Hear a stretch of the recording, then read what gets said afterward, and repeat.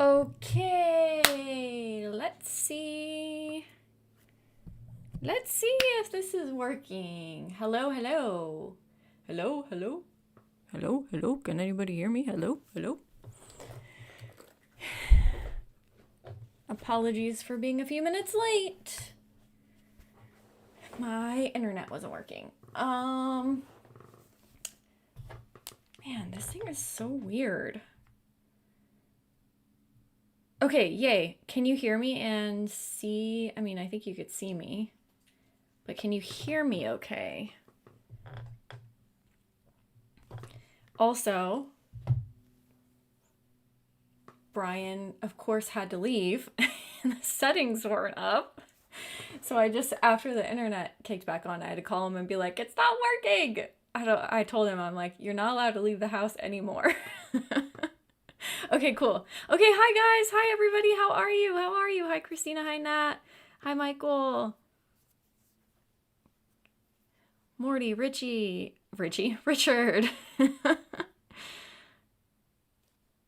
Coffee clutching cat lady. What a wonderful name. Hi guys. Hi guys. How's everyone doing?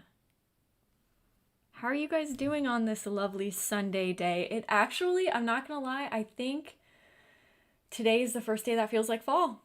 I'm not gonna lie, it's cloudy outside. We walked the dogs late last night. I needed to wear a sweatshirt. I don't know, guys. I don't know. I mean, it could be 95 next week, but I'm hoping that fall weather's coming in. I'm good. I'm good. How are you? Oh, Brian's my husband, the IT guy. He sets up all my streams, and without a doubt, I mess them up every time. And so he'll set it up. He's like, everything's set up perfectly, just don't touch anything. And then something happens and nothing works. So, oh, oh, I'm so glad. I'm glad you were able to make this one. Hopefully, hopefully everything's going well.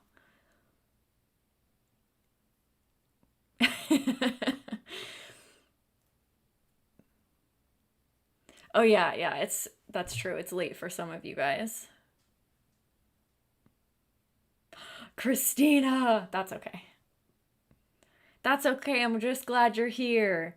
Um, okay, Lindsay. Okay. I don't know. I kind of like coffee clutching cat lady. I feel like that's a good name. Um, yeah, this book was interesting. I'll tell you that. Not at all what I expected. Very curious to see what you guys say about it. Nat, did you end up finishing it? I am not a coffee. I wouldn't say I'm a coffee. No, I'm not a coffee lady, but I am a clutching cat lady. I'm a tea clutching cat lady. Yeah, it was interesting. You're talking about the God, I can never remember the name. It's like undeniable or un it's unsomethingable. I can never remember it. But yeah, it was interesting. It was like a different take on a action hero type movie. Um Unbreakable, thank you. Yes, yes. Every time I searched to find the movie poster of that, I was like unthinkable, I don't know. I can't remember it. Yes, Unbreakable. It was interesting. I can't believe I um have never seen it before. Oh my gosh, Nat. So close, so close. Honestly, impressed that you made it that far. Okay, I don't know if you guys feel the same way. This book took me forever to read. I could only read like 50 pages a day of it.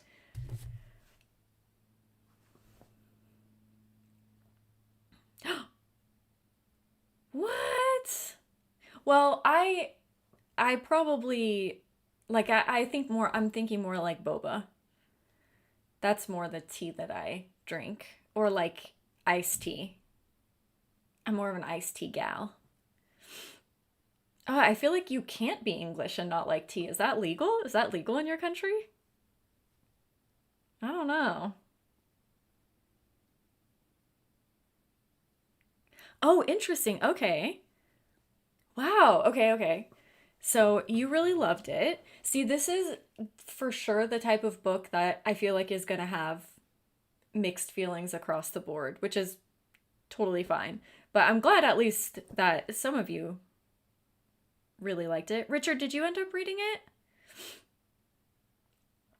And also, for anybody that hates the book, blame Richard. It's all Richard's fault. Just kidding. But Richard was the tiebreaker for what book we were going to read this month. He ended up being the tiebreaker. uh, sorry to throw you under the bus, Richard.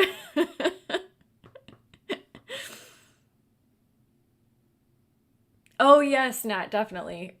We did learn that. We did learn that. Yeah. No shooting friends. That's bad. Hello, welcome, welcome. Okay, yeah, I felt yeah, it took me a while to get through. It took me a while to get through. I have like I don't know. This book was very different than what I thought it was going to be. Hello, Morella. So early too you've come to bother us.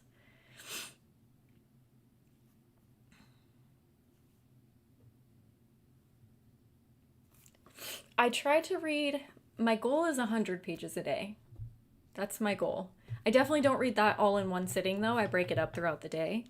Um, but this book, yeah, I don't know. Very interesting.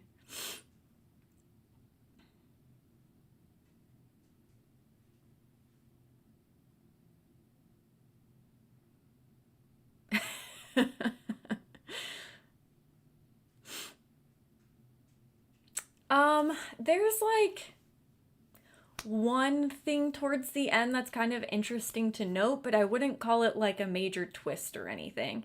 The story's pretty mm, like this, you know? DNF, sorry, that's totally fine. No need to apologize. No need to apologize. I had a feeling that this is kind of how this book club would go after reading the story. Some people would absolutely love it, and then other people would, it just would not be for them, which is totally fair. And I think extra fair considering this is a horror book club, and this book certainly wasn't like a full on horror book, you know? So, okay, I wasn't sure. I wasn't sure if you read it or not. Time Lord blames Richard. Yes, yes. So if you missed it, if you didn't like the book, everyone blame Richard. Richard, it's all your fault. um, yeah, it did feel a little dense considering like the material was actually really easy to read, but I do agree that it did feel like a little bit more of a dense book. Hello, hello. That's totally fine. I'm glad you're here. Yeah, wasn't it. Yeah, that was an interesting kind of thing. Like you I'm like, "Oh, it's a short book. It'll be a super quick read." I'm glad I picked it up a few days before. Um like I didn't just give myself 2 days to read it cuz I think I read this for like I read 50 pages a day, so 5 days? Is that is that the math? I don't know. I'm not doing math. I got let's see. I'll see. My thing's gonna lie to me. I got 3 hours and 51 minutes of sleep last night, so I'm a little tired. A little tired today. My brain is not working, not enough to do math.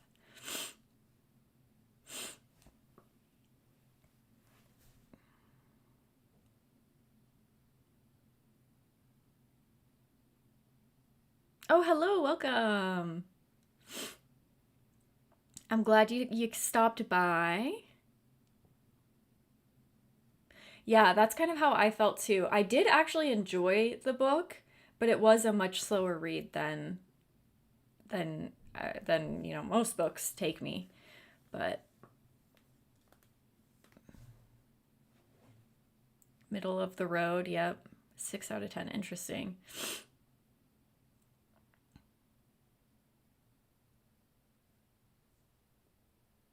Oh, that's a great one, Richard. It's short, it's great. That'll help kick off the October season for sure. Reading season.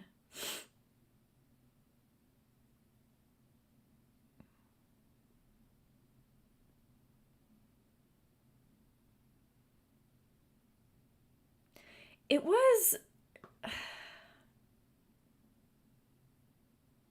okay.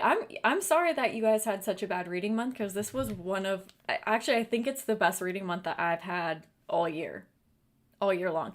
Okay, so before we get into that, do you guys want to pick the category for next month? And then that way you guys have all of book club to kind of think about what book you want to recommend for next month's category. Um, Hold on. I have to get my glasses cleaner. My glasses are so dirty.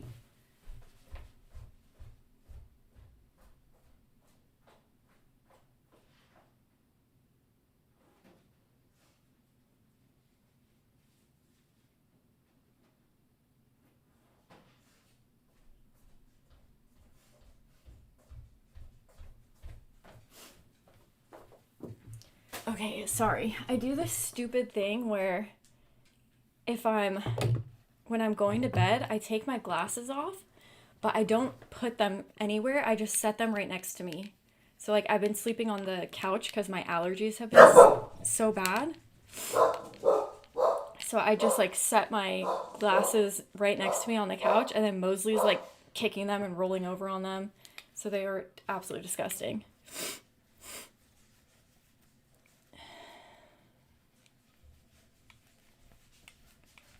Sorry for the barking. Brian just got home. Oh, are you killing your tick? I got Marlo like a little tick stuffed animal, and she's destroying it. Okay, I think I could see finally. Okay, so here's the thing for next. Yeah, can you do me a favor actually? Can you change the water out? Yeah. And can you put it in, and can you get me water but put it in a different cup? Thank you so much. Okay, sorry. Where were we?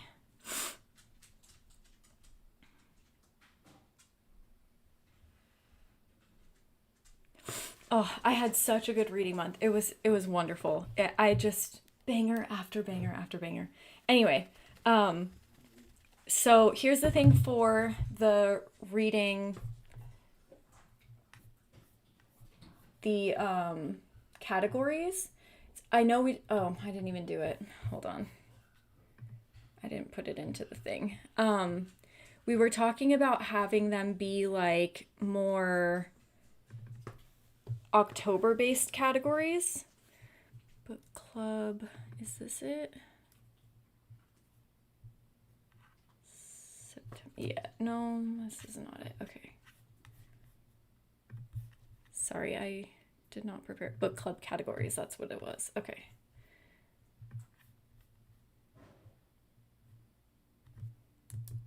And I think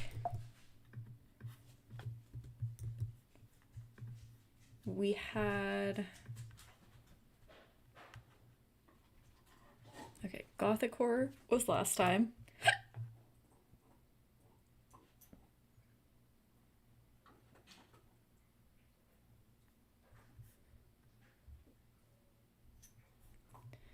Okay, let me bring you back up because now I've lost you. Where is the.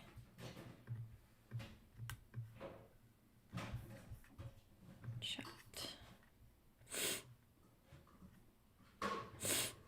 No, I just have allergy medicine, but I haven't taken it for the last like day or two, so I apologize. I'm super sniffly today.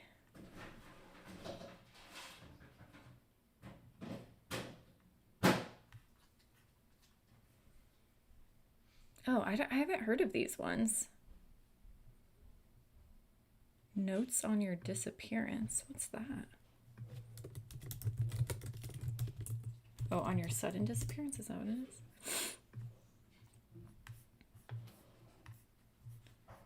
I haven't heard of that one. Okay, sorry. Okay, so here's the thing. Here is the list of categories. I think you guys can't see it unless I make it big, right? Can you guys read the categories? Actually, I don't even know. Can you read that?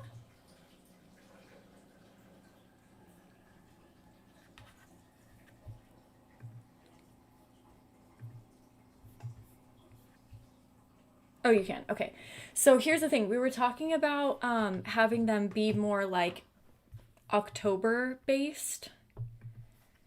So there's some things in here like sci-fi horror with fears, like vampire body horror. Those are great. But are there some we want to take out just for October? Thank you so much.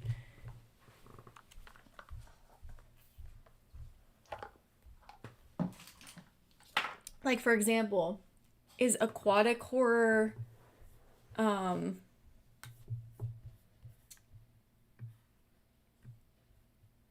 let me make it small for just a second.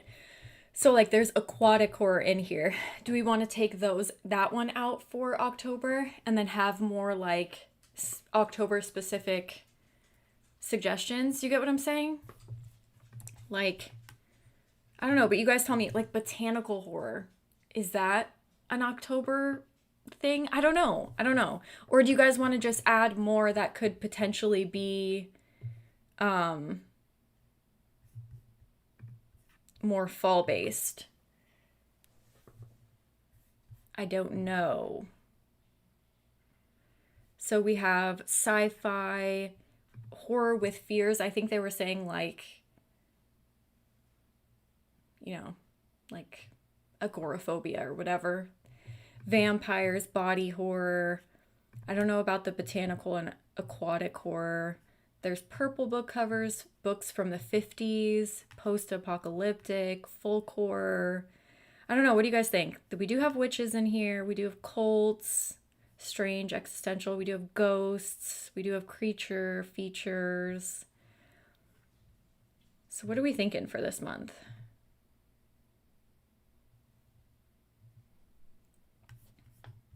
Oh, okay. That's what. Oh, that's true. Okay. Okay, so do you guys have anything else that you want to add category wise before we select a category? You want to just keep it as is and see what it is? Okay, cool. I think it's fine as long as it's spooky. Okay, that's fine with me. I do think that um let me just double check because I did get a few other suggestions, but I think most of them were already in here.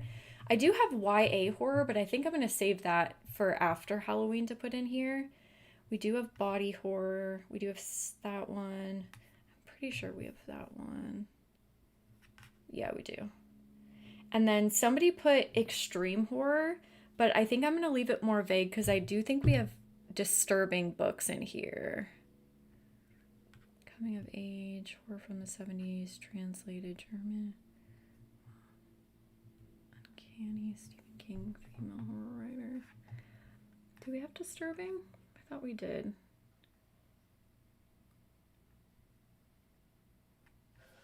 We don't just have like, I could have sworn we had like just a disturbing. Okay, I'll just put disturbing because I don't want to put extreme horror. Not everybody likes extreme horror, but I think disturbing, that way anybody can recommend whatever they want. Okay.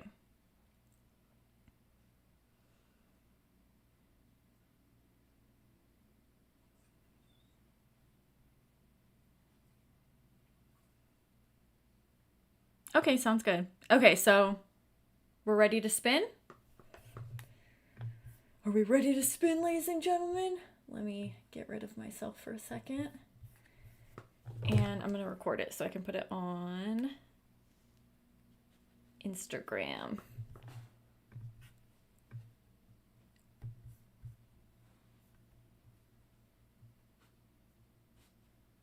Okay, we're going to spin then.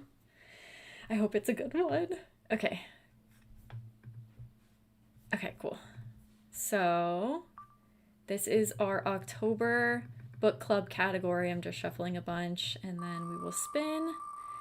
Let's see what it lands on. Oh? Oh, Dean Koontz. Okay. How do we feel about this category? How do we feel about Mr. Kuntz for October?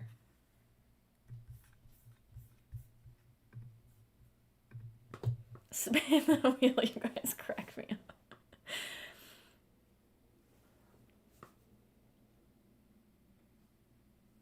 Is everyone okay with this one for October?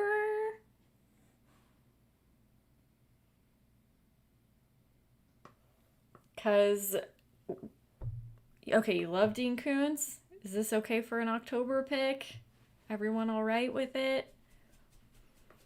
For October, if everyone hated this, I feel like we could spin again just because it's October. If you're not okay with this, but let me know.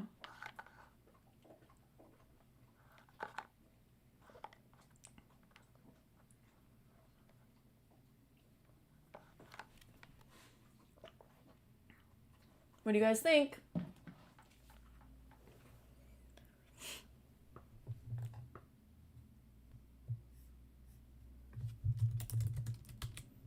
Let's see if October books. Let's see if Dean Koontz has like specific October books. The Darkest Evening of the Year. Oh, there's a dog on the cover.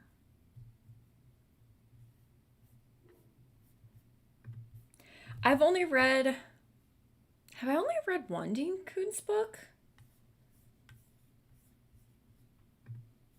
I think I may have only read one. I really enjoyed the one that I did read.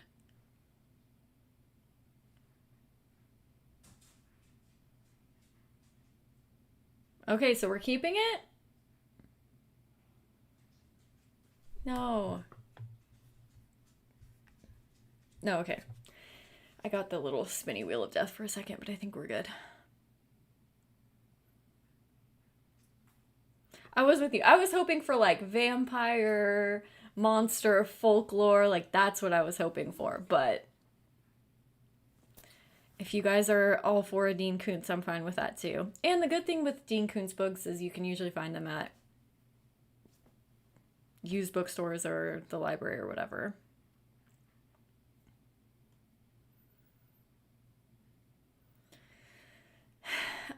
I think the only one I read from him, I read one called like, what was it called? Like Mr. Dean Koontz, Mr. Snowflake or Mr. Winter or something like that. Mr. Winter Moon, no, it was like Mr. something. Was it not called Mr. something?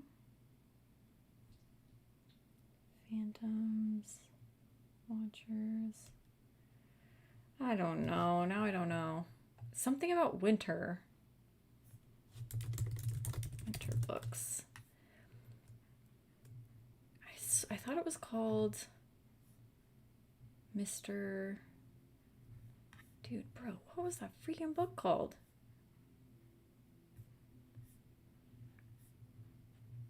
Mr. Winter? Oh my gosh, this is gonna drive me crazy. What was that freaking book called?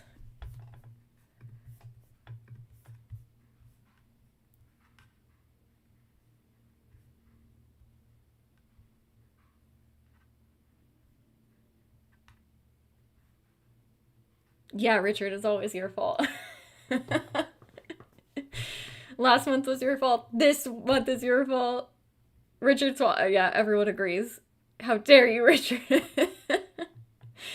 Oh yeah, he wrote the Odd Thomas books. I haven't read those. I did watch the movie. Mr. Murder! Yes, Mr. Murder. What was I calling it? Mr. Winter?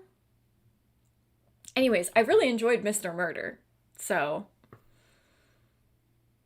Okay, so we've agreed. The fates have decided. It's Dean Koontz for October.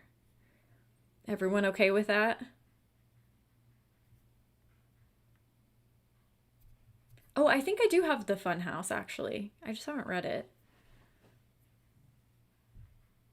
Yes, there's a snowflake on the cover. Yeah, that's the one. It's Mr. Murder. I think that's why I was calling it Mr. Winter. But I did really like that one, so I don't know. It's rigged. This is secretly Richard's book club now. Well, okay. I see myself now. So, Richard was just the deciding factor on what book to pick last month. So it wasn't his category, but it just came down to his vote for the book club. And it was really, it's usually not that close, like within one vote, but like Needful Things. What? Mosley, she's trying to get you to play with him. Play with her. Play with her. She wants to play. Get her. Get her. She has your bone. Uh, Marlowe's just forever trying to get Mosley to play with. You want to play? Come here. Come here. Oh. Oh, really? Really? Marlowe uses us to get Mosley interested in playing with her. It's really cute. Sorry. Um, but Mosley's just like old and lazy and doesn't really want to play that all that often. And Marlowe just like always is begging him to play. She's holding his favorite toy. Um, but yeah, usually they're not that close, but The Needful Things by Stephen King was like right on its tail. So,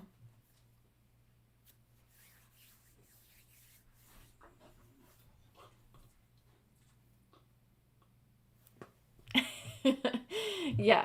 Of course we're joking. You're fine. It was all a joke. Okay. So, let's start with A Certain Hunger, shall we? My first question for you is how you felt about the circular way of storytelling in this book, because I felt like it was pretty unique in that, like, me and my friend were talking about it because he started reading it, but I don't think he finished. Um, it was like almost like how do I put this? Like there was almost no climax to the story because she would start with being like, "Oh, I murdered this guy." And then you would go back in time. So like you already knew the climax. It almost started with the climax of each story and then explained how it happened. But it wasn't, you know what I mean? Like usually stories are the other way around where they're like, they lead up to the climax of the kill and that's like the exciting part of the story. But this one was written in such a weird circular way. Mostly play with this poor dog. She wants to play so bad. Um, get over here. Get over here. Mostly play with her. Get her. Get her. Look, she's begging. Come here.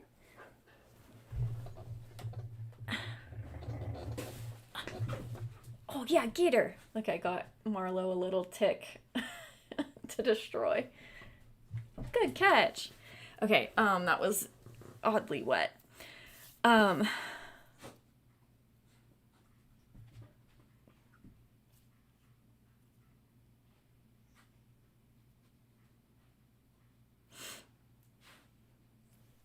oh, interesting. Okay. She says that she likes to lead people on and that's like the way that the story's written. Okay, that's an interesting way of thinking about it. I hadn't considered that.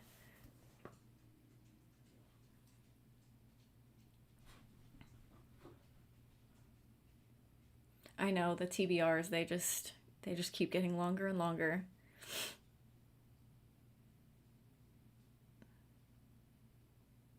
Oh, interesting. Okay. It felt a little repetitive.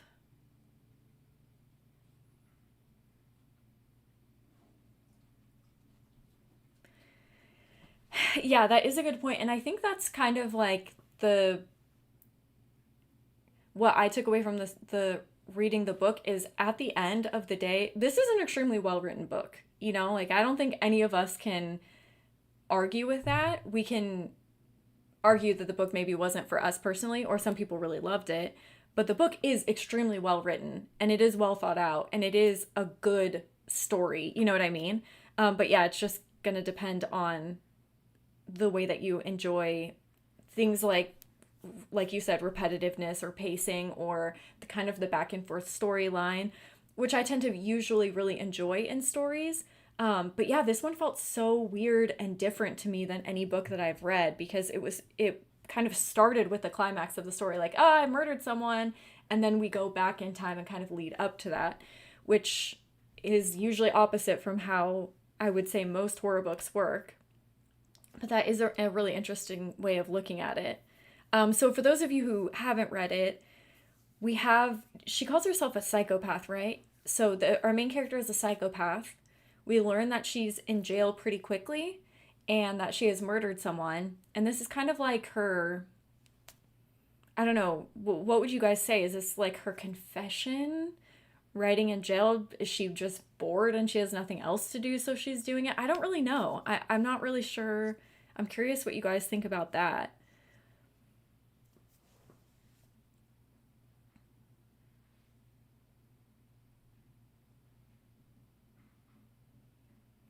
Okay, so for anybody new here, so we just picked the category for next month.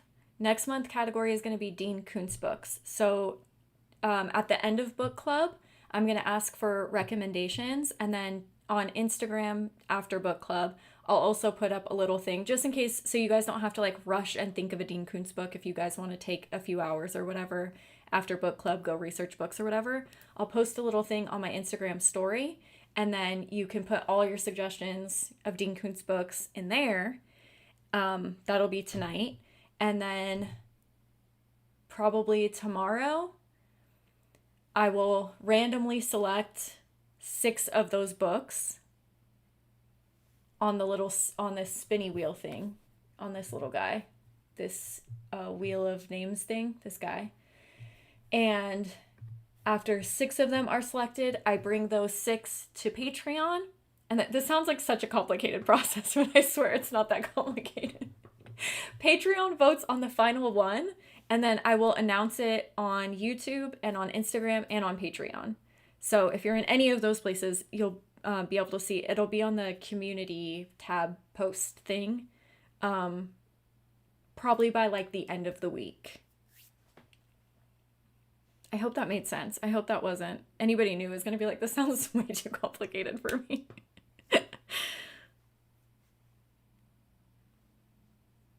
Oh, interesting. Okay. Um,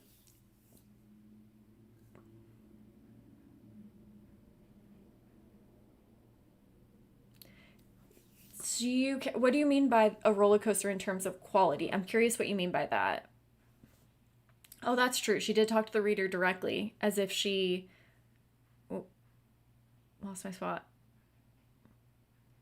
Oh, as if we already knew her and what she's done, assuming her own fame. Oh, that's interesting too. Yeah.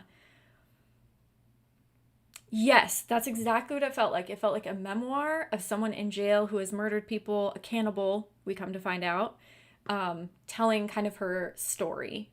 But it's written, and she also is, she says that she's a psychopath, right? I also did enjoy that typically when we have someone who is like a psychopath in horror books, they're much more sensationalized stories. And I did enjoy that this was just, she's just kind of like, this is how I am. Yeah, I eat people, whatever. She was just very, like the story was written so mundanely. I don't mean that as a diss. I mean, like, it was written so, this is just an everyday thing. I ate his liver, no big deal, kind of thing. Whereas in typical horror books, which I know this isn't considered a horror book, but in horror books, when like a psychopath is written about, it's such an extreme story, and the characters are so extreme that a lot of the time I feel like don't even see them as humans. And this character did a really good job of balancing being a psychopath and having qualities that relate to being a psychopath, but also maintaining some sense of humanity too. Did you guys feel like that with her? Like, she did feel like a person at the end of the day. And I actually really enjoyed that aspect of the story. But yeah, definitely read like a memoir. And yeah, she can't live without writing, so And she's got nothing else to do. She's in jail, so.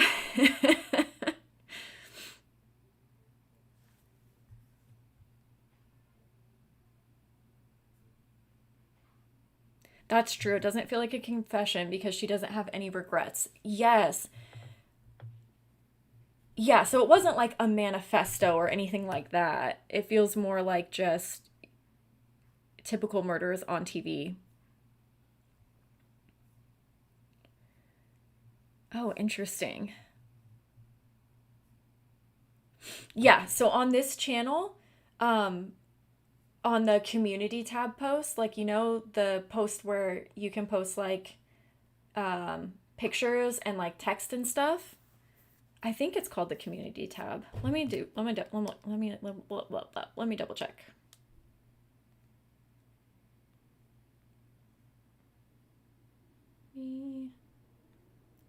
Oh, it's just called posts now.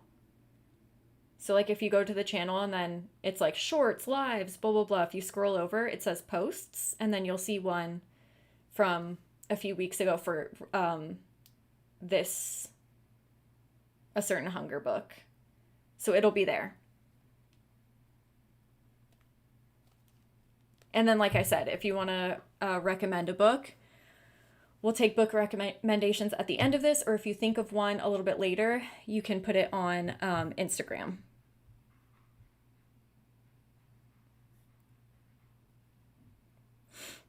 But if she is a psychopath, she doesn't have normal attachments and emotions to what she has done.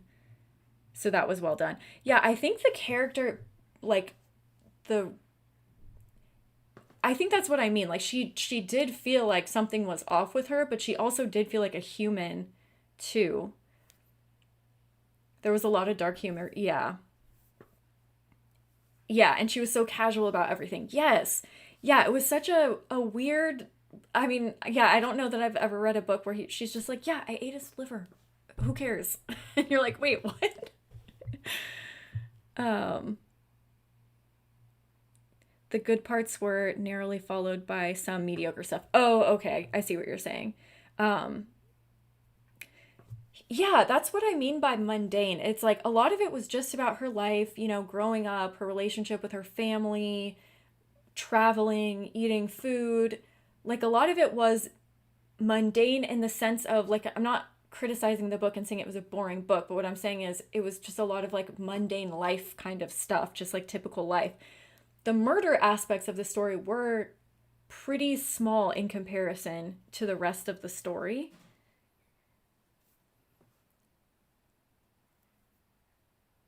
Yes, I think it felt mundane in a good way. Exactly, because your character wasn't just like, yeah, it wasn't like a sensationalized murder story. It wasn't an exaggerated psychopath where she's like, I murdered 87 people and ate their brains. It was like, I murdered some people, I got caught, now I'm in jail. It seemed a little bit, I think, more realistic on maybe what a psychopath could potentially experience. And then also, like I said, kind of keeping that humanity as well. And yeah, she had other interests and hobbies. Yes, she seemed like a character in and of herself. Like she felt like a 3D character to me at least. God, gotta get a new chair. Do you guys hear how squeaky this chair is? Every time I move, I need a new chair so bad. There's a point where she's rationalizing cannibalism, saying how we all do it in a way. Yes. Yeah. I think I wrote that down, hopefully. But yeah, she's like comparing it to eating meat. Like that's what it is to her. She's like, well, you guys eat meat. That's technically murder. So really, we're not that different. I'm like, slow down, lady. Calm down a little bit. She repeats herself a lot. Yeah. Using the same terms. So that's actually kind of a good question, too. Because when you open this, it says fiendishly entertaining, summer shocking and dark and oh my gosh, can I read? And darkly funny novel reads like a feminist horror version of American Psycho. I do not get American Psycho from this at all. Like at all. I feel like if I was going to compare her to a character, I felt like she was a little bit more Hannibal Lecter. And so, guys, her like, let's be real, she's pretentious. She's a pretentious character. And I feel like when reading the story, I'm curious how you guys feel because she describes her life growing up, and yes, she does have some, privilege in that she can, sure, they can afford a decent school for her to go to or whatever, but she's not a millionaire. And so, like, she's so pretentious in her writing. To me, it seemed a little bit like I don't know, she was a weird kind of character to like actually figure out for me because it felt like a Hannibal Lecter in that she's like kind of pretentious, but Hannibal Lecter felt like that's just more his lifestyle and his interests. Her, I don't know. Sorry, I gotta catch up on the chat one sec. Yes, there's definitely some moments where you're like, wait, what are you talking about?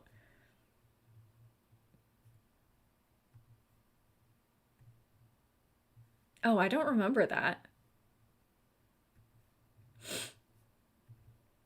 No, no, it's very different from Victorian Psycho. I would say. I mean, the story is like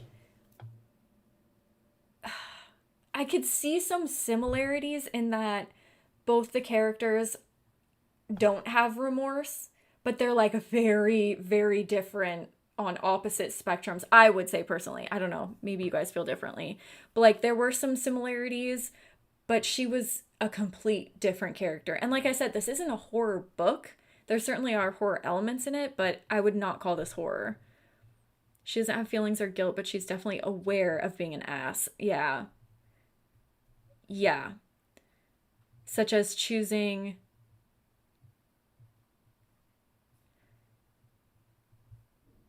yeah, her, there's so many things about this character.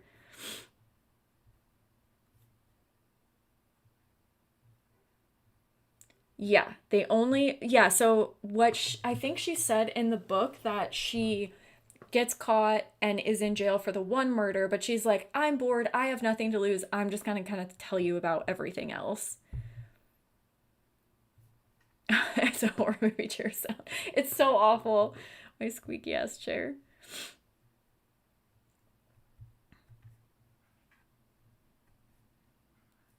Yeah, she's a food critic. Of course, she's pretentious. But did it also feel like a little like exaggerated? And maybe that is kind of the point because throughout the story, she also does mirror what she does from other people. Like in high school, she's like, I don't really know how to behave. I hate everyone. I hate this group of girls a little bit less. I'm going to like what they like. Or when she's getting questioned by police, she's like, well, I remember the show Snapped, and in the show Snapped, they fidget a lot if they're guilty, so I just won't fidget. She takes a lot of outside cues from people, and so that might be where her pretension? That's not a word. Pretentiousness comes from. It's just kind of interesting because it's not that she grew up and she's like, a high end member of society by any means. She's just a food critic. And yeah, I guess that's true. I guess maybe that's where she gets it from is she's just around pretentious people. But it is kind of interesting watching her speak in such a way where you're like, dude, you're not the Queen of England, relax.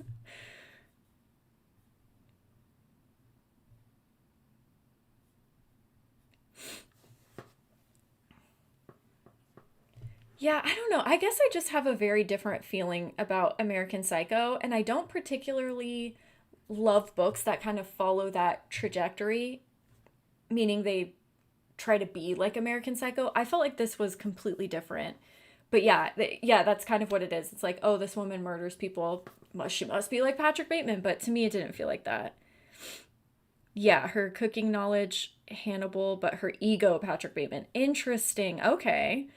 Oh yeah, and then Nat said the yesterday Nat said the book was like Sex in the City meets Hannibal Lecter, and I thought that that was the best description for this. I was like, yes, exactly. Um. Oh, okay, for shock value. one of one of your favorite writers.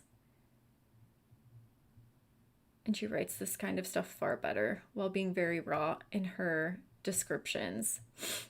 So, I mean, technically, because this is what my friend was asking too. He's like, is this a gothic horror book? It is. I mean, like, it's not what I would picture as a gothic horror book, but literally, if you search, like, what is a gothic horror book, it can be literally anything. No, I don't want your stupid AI. A gothic horror book.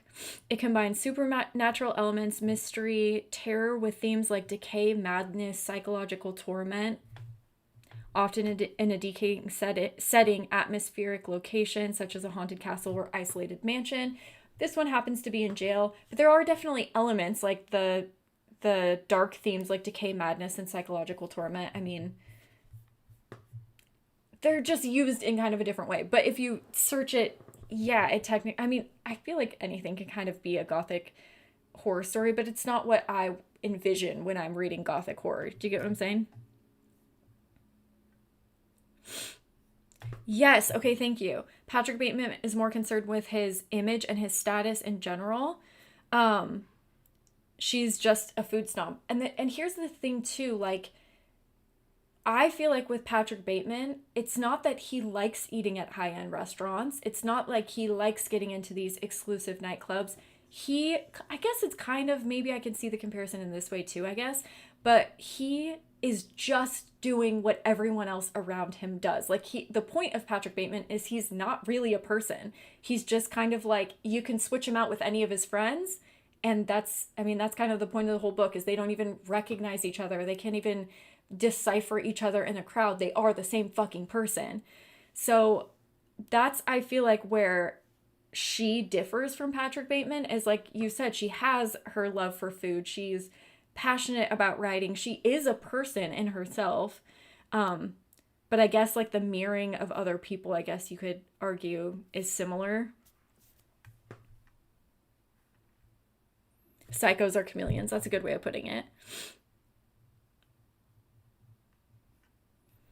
Oh, what an interesting comparison.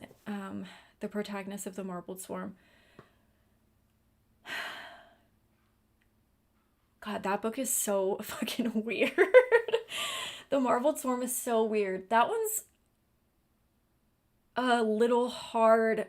Also, yeah, I would say, I mean, yeah, that guy's also, it's a little hard to put your finger on that character as well. So I could definitely see a comparison there. Um, Very small. Oh, she has a good description of a psychopath. Or she was a very good description of a psychopath. Dang it.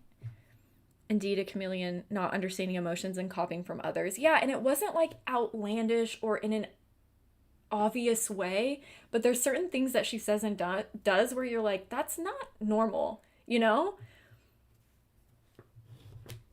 I know, I know. I think in my head, Gothic is like very much so the haunted castle kind of thing. But yeah, I guess you can kind of argue almost anything's a Gothic story. Oh yes, but also think you're better than other people. Yes. And then you have the right to use others. Yes. Yes. She says at one point, I mean, we'll get into this, but she says at one point the only reason why she has ever bought a gift for someone was to get something out of it. That is psychotic behavior. That's crazy. And so it's little things like that. Like that to me is more disturbing than most of the stuff in the book. I mean, I'm not saying that eating people does not disturb me, but you get what I'm saying? Like, it's those little things where you think, oh my gosh, there are people like that. There are people in this world that just use people to their own benefit and don't think about anyone else but themselves. Like, for me, those were kind of the more disturbing parts of the book than the actual, like, he was dead, so I stole his liver.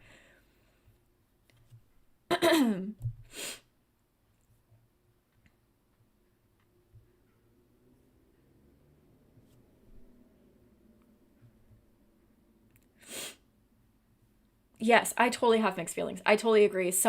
I highlighted so many quotes in this book that I was like, that's so great, that's so good. But at the same time, and I enjoyed reading the story, like I was entertained throughout the story. But at the same time, I could not sit down and read more than like 25 pages straight. I was like, I need a break after that. So I had varying opinions too.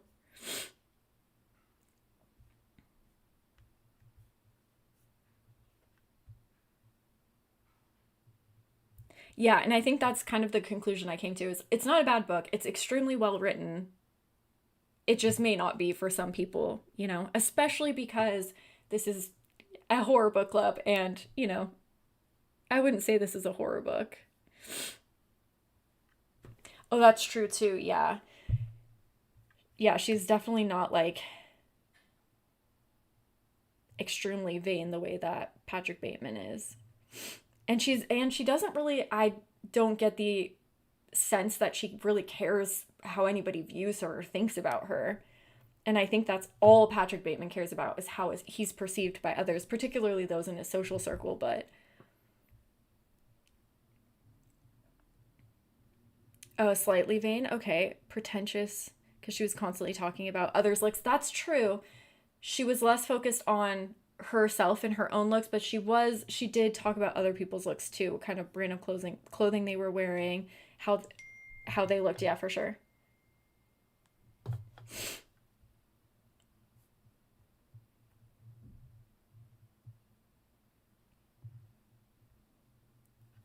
Completely out of touch with their own emotional responses to everything. Yeah, I don't know all that much about psychopaths, but um my friend was saying that because he took a bunch of psychology classes and stuff, and he was like, this feels like a more realistic version of a psychopath. So I obviously don't know, but it did feel at least more real in that she did feel like a real character. Whereas when I read American Psycho, I'm not like, oh, this sort of guy exists, like I'm sure on some level, but reading this, I'm like, oh, this person 100% exists. Um, oh, interesting. They're convinced that everyone else is a psychopath, but that others are just better at hiding it. That's crazy. That's crazy. Okay.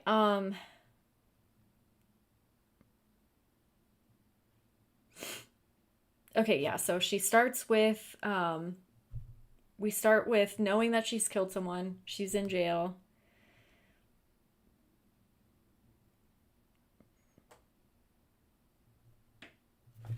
I don't remember this quote. Let me go back and check this out real quick.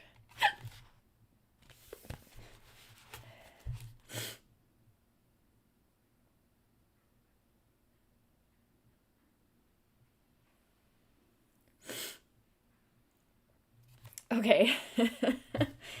I don't know where I quoted this from, but this quote says, it was easy to lay the derangement on thick when I wanted. So she knows, you know what I mean? Like, she knows she's not right. She knows something's wrong. But then I have this highlighted as well. It says, indeed, I am the bronze copper of psychopaths, a big, beautiful autumn butterfly that flaps her darkling wings as she eats. I am rare and sequestered in this endlessly gray penal institution. I am endangered. So yeah. And then she says, we calculate an action's personal benefit before we take it.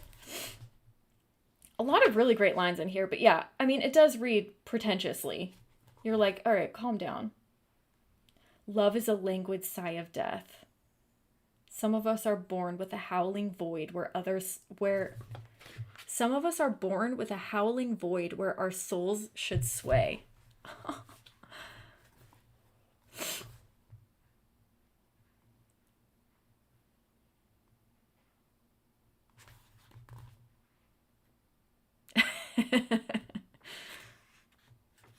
um oh, thank you. 1960 to, is it 2025? 2011? 2014? Something like that. Yeah, because it goes back and describes her childhood a bit too, so we kind of are all over the place. Um, oh, you're 2015. Somewhere in there, somewhere in there. Um, oh yeah, because the story I think was published in 2020, if I'm not mistaken. It said too at the end, if you guys read the ending, the copyright is 2020, but it said that it was published as a audiobook, an Audible, before it was published as a novel, which I thought was pretty interesting. What did you guys think about the titles of the chapter? Did you guys think that they were just food mentioned, or do you guys think that there was more to the titles than that? Like, we have title French fry, we have a title tofu. Curious if you guys thought about the titles of each chapter. Did I say the book? I meant the chapter.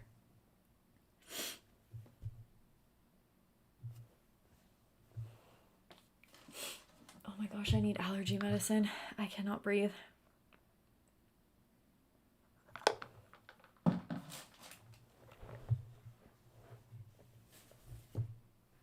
Where's Mosley?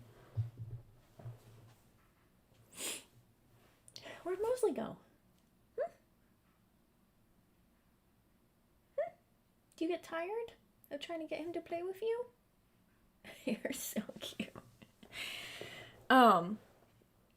So the reason I bring up the chapters is because, I mean, obviously they're about food and they talk about the food. They reference the food in their chapters, but I think some of them, and maybe all of them, if we were to stop and like analyze each one, but it is interesting. Like French fries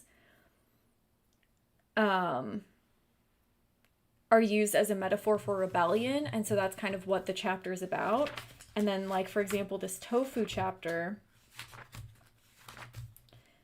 sure, it could be about tofu, but then you have this quote here, and this is about her friend Emma, I think, or hold on, let me read it first.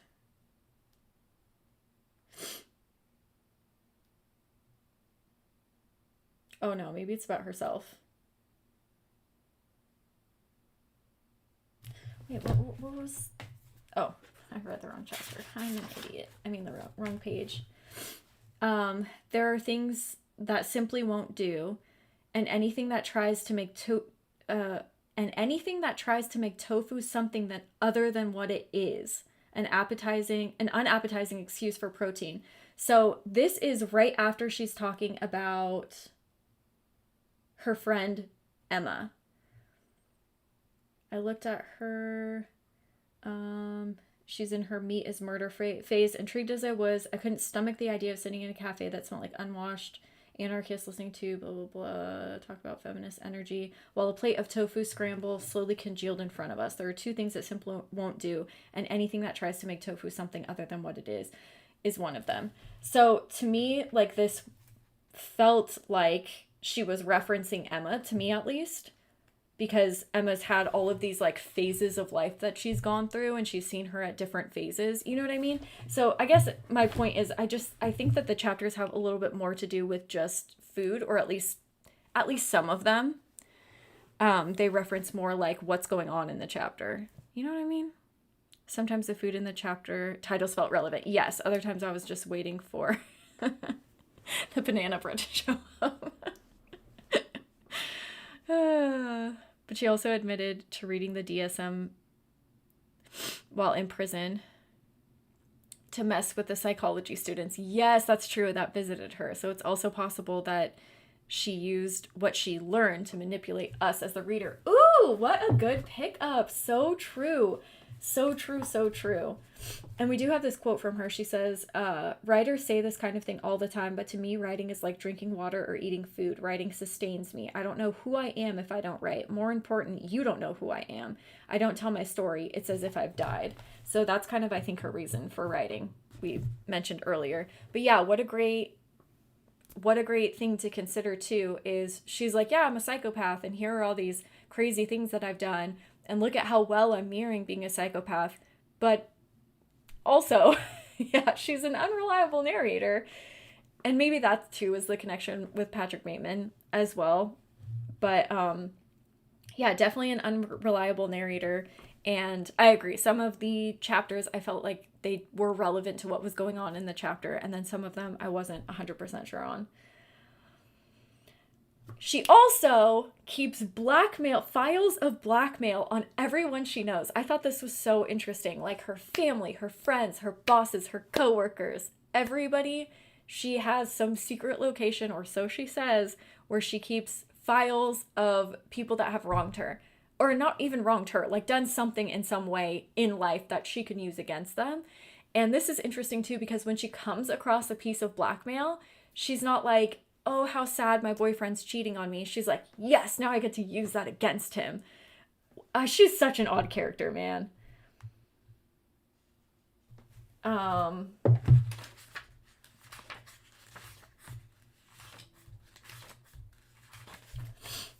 and then I just wrote, God damn, the lack of emotion when her mother died. She just said, she's talking about her mom, how she's losing energy and she can't, do this and that. She touched her berries and she felt no future. She stopped going outside. She grew still. She flattened. She removed herself from the world and the world moved on. God damn. That's an insane way to talk about the death of your mother. Yeah, a lot of lack of emotion when it comes to things that would typically, I think, hurt other people. So I guess we have two things here. Either she is a psychopath and she truly doesn't care, which I think isn't necessarily true, and I think that there's proof of that later on in the book. But she also could be kind of using that as a guise to mask her feelings as well. So that's interesting. I don't know. Or maybe she doesn't care, but man. Um there's also a point in here too. I won't get too explicit, but there's some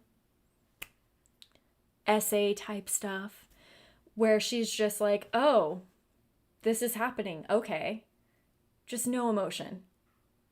And then also finding out that the guy she's been sleeping with, I put her boyfriend, but let's be real, it wasn't really her boyfriend, has a wife. And like I said, she's just like, yes, I can use this against him. That's all.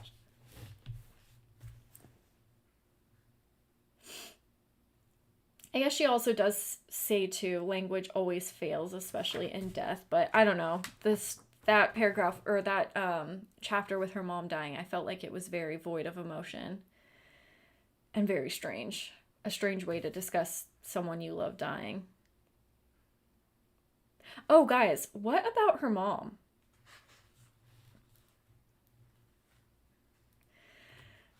Oh, the mini books. I don't think so. I think I only have one. I think I only have.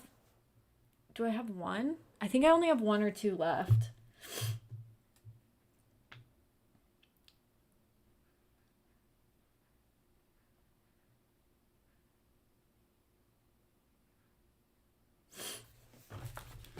She also, there is this quote too. She says, in my heart and in my guts, I know that if I had a chance, I'd kill them again.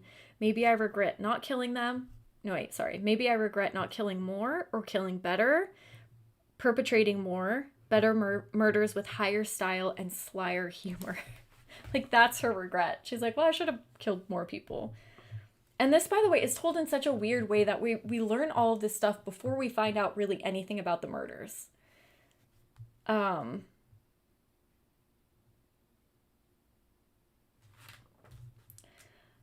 but we do get this quote from her mom.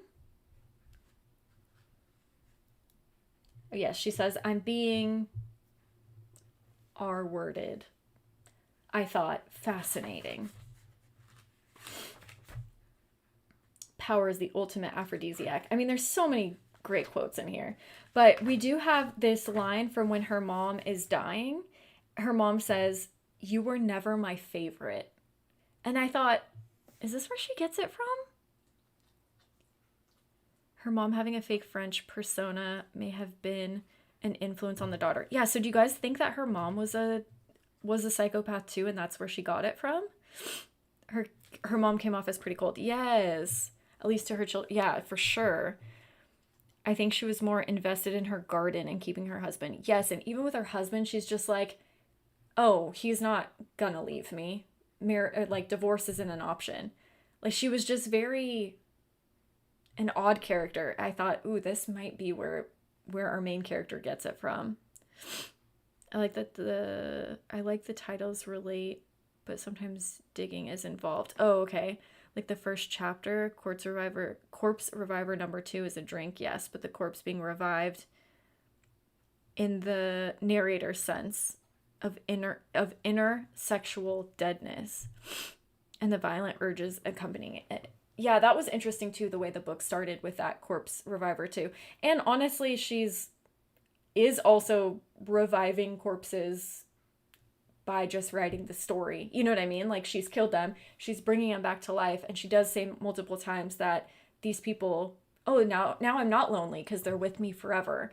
So, in a way that's also kind of foreshadowing, I feel like, to the rest of the novel too, and how she feels about the men that she's murdered. But yeah, very interesting. And I think that if you did this for each chapter, you would probably be able to find that for each chapter, because the ones that stuck out to me, I was like, oh, okay, this probably is, there's probably more of a meaning, a deeper meaning to the names of the titles, which I think are all food, are they not? Or like drink, beverage, something that has to do with food. I don't know, maybe not.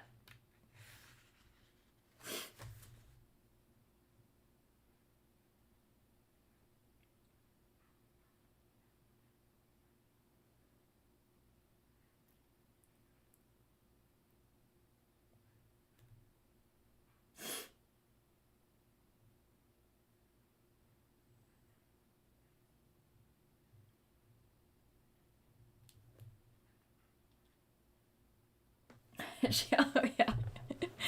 Oh man, this quote is so good. We contain multitudes. In my case, quite literally, as I've eaten them. Okay, I kind of like her. I know she's terrible. But yeah, I don't know. I was like, her mom, something's off there. I'm jumping ahead of myself.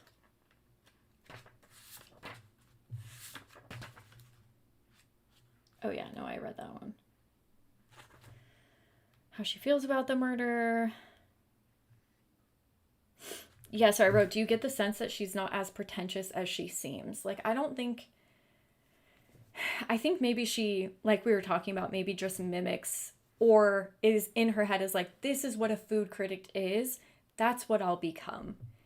Because her environment, her life, her childhood doesn't really reflect that pretentiousness, to me at least. Um, Reading the story, I'm like, relax, dude. It's not like you're a millionaire. But she certainly speaks as if she's, a high value member of society. Read that. Oh, I also thought it was interesting. I wrote, really, the only emotion we see is when she's describing a location or enjoying messing with someone like Marco, like finally finding out that she has something that she can hold against him. It a little bit reminded me of the book The Stranger. The character in that book as well, again, the book takes place, or one of the chapters takes place on the day of his mother's funeral. And like, we get no sadness from him, no emotion. All he's doing is complaining about the weather. And I saw some similarities with their characters in that sense. But like, really the only time where she seems like she's happy is when she's describing a dish to eat, or when she's describing a location, like going to Italy or messing with someone. She's an odd one. She's an odd one, this girl.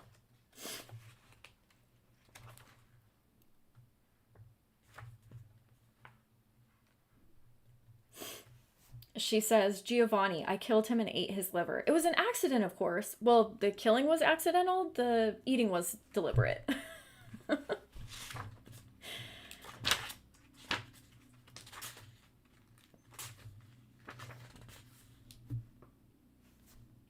um,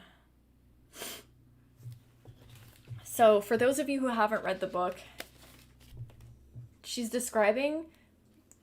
I think this is the first murder, if I'm not mistaken. Well, the first. So she says she accidentally killed someone. Her and her boyfriend got in a fight. She's driving in a car. She like takes off, and then she gets in the car and she's like, oh, I'll just go back. And she's driving towards him. She accidentally hits the gas instead of the brake. And he ends up like getting impaled on something. And instead of being like, oh, I should call the cops, I should help him, she's like, I'm just gonna cut out his liver and and eat it. And that was her first taste of cannibalism. Then she starts killing other people. And what's interesting about these characters is that, like, this character, Andrew, wait, was it him? See, now I'm getting confused with my characters, actually.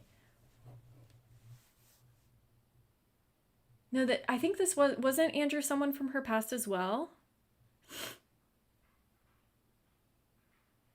It reminded me of the menu. Oh, okay, yeah. The focus on the, yes, like how pretentious it was around food. Yes. Well, although there is satire of both feminism and misogyny while the menu focuses on conflicts between the chefs. Yes, that is true. Andrew got his butt ate. Oh god, you guys crack me up. Yes, so she devises a plan after she's eaten the liver of one of her lovers to uh get a little piece of him as well. And this is what she says: crafting a plan to kill your former lover with carbon monoxide. Okay, so it is her former lover. So this is someone that she knew in the past. Okay, sorry. Crafting a plan to kill your former lover with carbon monoxide, to slice the meat off his buttocks, and to use his happy peanut bringing, how do you pronounce this dog's names? Dachshunds? As a cover up is not even in the same congressional district as actually killing him, slicing him up, and eating him. The plan is so much mental masturbation. Enacting it, though, that's better than most sex. Still, it hurts to leave so much of Andrew on the floor where only his dogs and the police can appreciate him. So she kills him with carbon monoxide. She cuts off his butt and then lets his dogs in to kind of eat him so it doesn't look like she's taken pieces of him to consume. Andrew got her first job, thank you, as a food critic. Yes, okay. In his magazine, Noir. Okay, thank you. I'm getting them confused. But yes, so what's interesting about her, well, I guess also that's like the ending of the book too.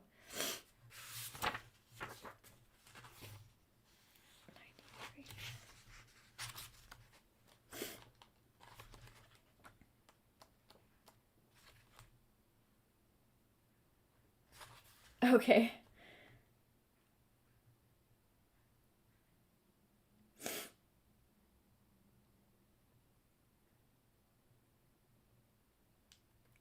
Then she's like criticizing America at this point.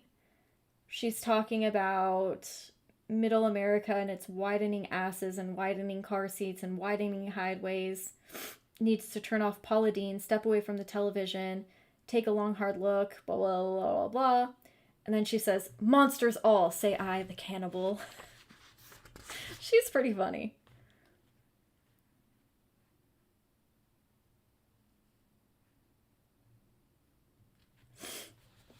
Then she kills her next guy. She says, now all I had to do was wait for Gil's anaphylactic shock to kick in before I pushed him overboard and cut out his tongue. So essentially, she's going to people that she has known in the past, is starting up relationships with them again, and then is killing them and stealing typically one body part, I think, right?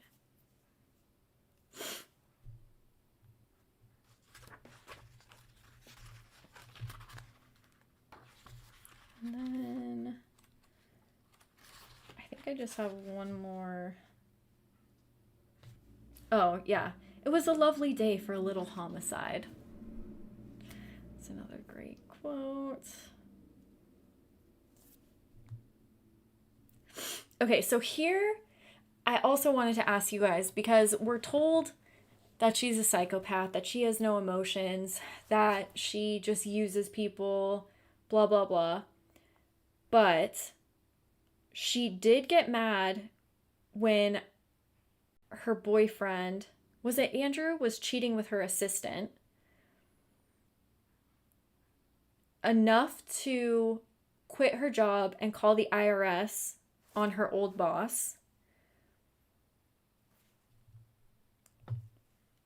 the people that she killed, like, she is vindictive towards these people. She does arbor some bad feelings towards them. So I don't know. I guess I don't really know what a psychopath is and if this is accurate or not.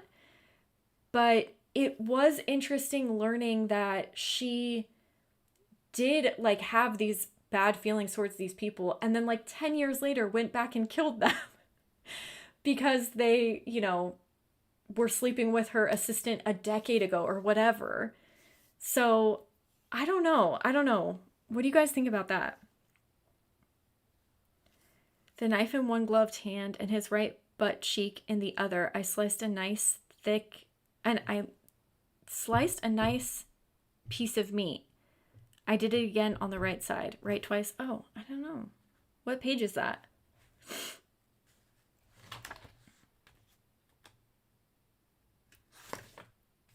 What page are you on?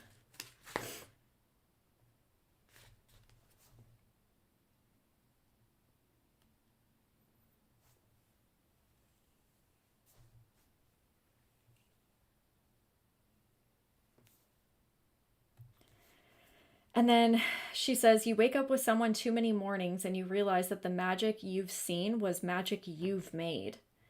He says, this is Andrew, a decade later. So they were dating. She finds out he's sleeping with her assistant. She ends up quitting, calling the IRS on him, kind of ruining his business. Him and the assistant end up getting married, having kids. They divorce. A decade later, she shows up into his life. Andrew sighs deeply. It's really nice to see you. It feels like the last decade was a dream. He knows closer to my heart. He needed to die.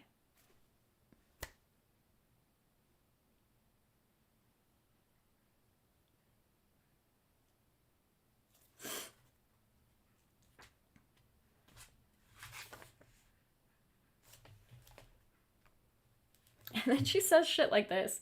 I know you will read this book and wonder how your lover would taste sauteed with shallots and mushrooms and deglazed with a little red wine. You know the answer would be delicious. I wrote 100%. Nope, not even a little. I mean, 100%, 100, page 100. Nope, not even a little. Like, she says stuff like this. We're like, no, this is not at all what people think.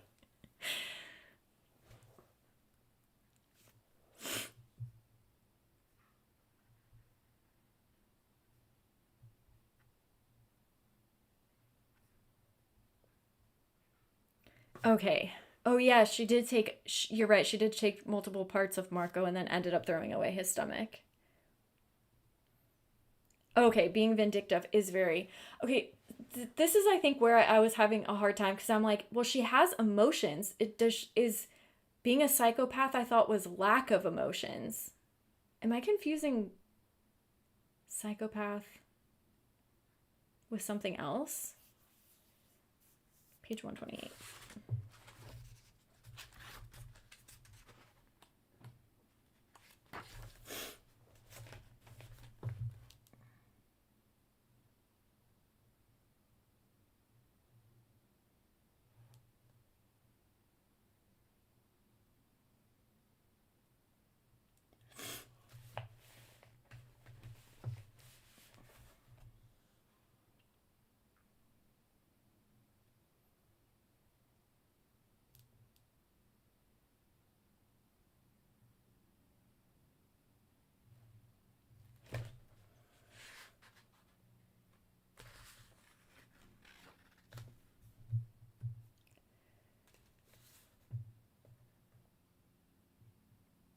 I'm not even seeing where she cut him.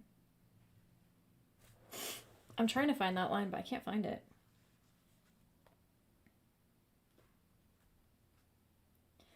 Yeah, there's a lot about this character that I'm like, God, you're crazy, but man, you're kind of funny too. Oh, okay, that's why. I have the hardcover. Oh, interesting. Yeah, sociopath, that's what I was thinking. But I don't know anything about them either. It's not lack of emotion, it's lack of emotional empathy. Okay, I think that's maybe where I was getting confused.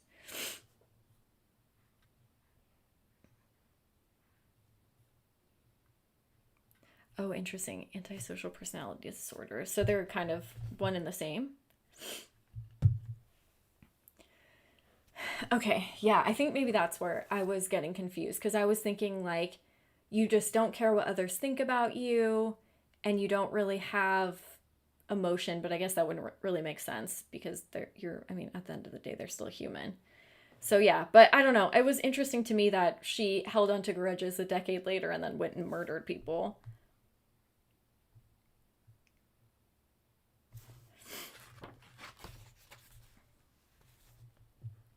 Same with like in group therapy, she says in the prison, she says things that she thinks she should say. You know what I mean? Like she's just telling people what they want to hear.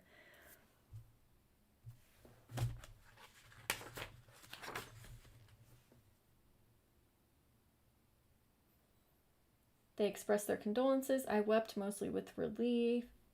I lashed out at Gil because I felt humiliated when I was laid off of Eat and Drink, a magazine that she was working off. So she's like, this is my reason for killing Gil. I got laid off from this magazine. You know, he was a good guy and everything, but I felt humiliated, blah, blah, blah. Then she's like, I acted like a bully with Gil. And then she said, but then he always liked it when I had the upper hand. He always enjoyed it, blah, blah, blah. You could almost say I did him a favor. Like, she's so quick to backtrack and be like, actually, though, I didn't do anything wrong. Do you guys think that she thinks she's done anything wrong? Truly, sitting in prison writing this, do you think that she thinks that murder is bad? Or do you think that she's just throughout the book justifying her actions?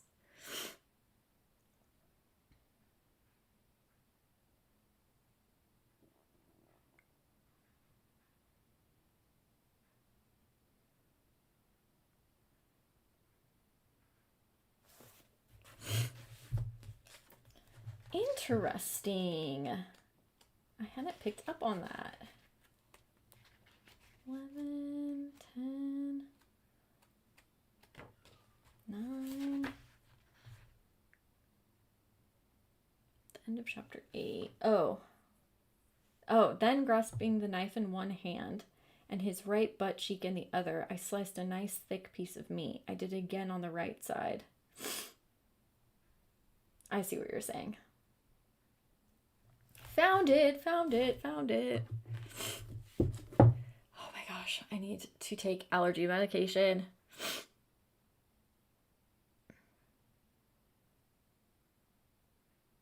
I think she's sorry she got caught. I think that's such a good. I think that's probably accurate. Yeah.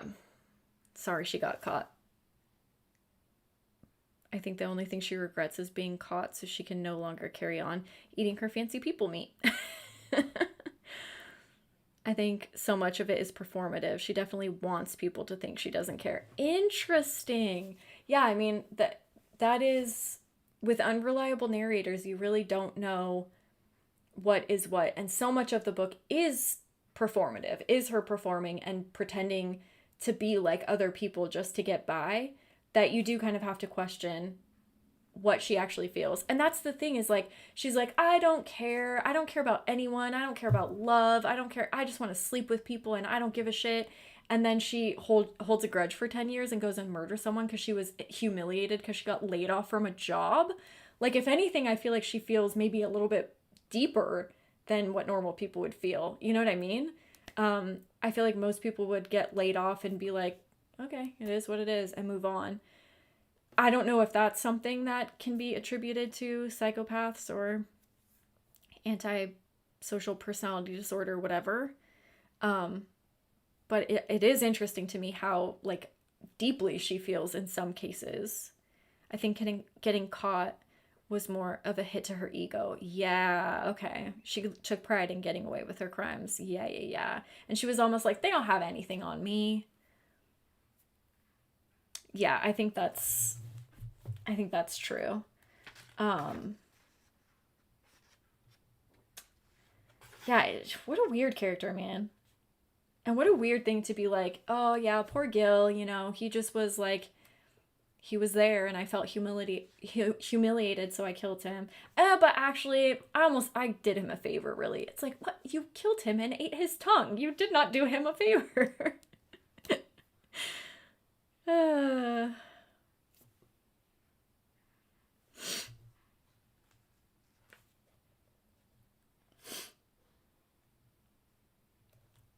Incessantly asking myself one question, why? The answer was so I could kill him and eat him. Okay.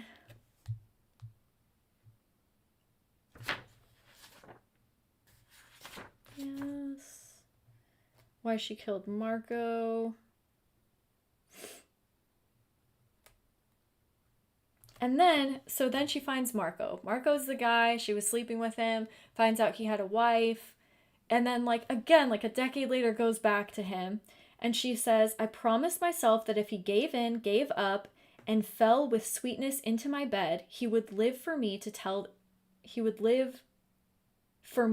the tale. So she's saying, like, she's going on a trip with Marco, and she's like, if he sleeps with me, if he cheats on his wife and sleeps with me, fine, I'll let him live. Whatever. But if he doesn't, I'm gonna kill him. And then he's gonna sleep with her, and she's like, actually, I'm just gonna kill him anyways. She's such a weird character. Oh gosh, favorite scary movie? I don't know. I'm so bad with favorites. Like, I can't pick a favorite book or a favorite, you know? I'm so hard with that. But it would be interesting, I feel like, knowing a little bit more behind the mental disorders. I feel like maybe I would understand the book a little bit more. But you know what? I'm okay not fully knowing and just thinking that I mean, obviously she's a little crazy, not because she has a mental disorder, but because she murders people and eats them, you know? Like, you're not normal if you're doing that. She has an air of superiority. She thinks she's so much better than everyone else. Yeah. So her getting laid off, of all people, she took personally. She can't fathom why they'd want to get rid of her. Yeah. Yeah. Yeah, I don't know. I mean, and you think that that's enough, like, her just feeling like she's better than everyone else, that's enough for her to, like, hold on to that resentment for a decade?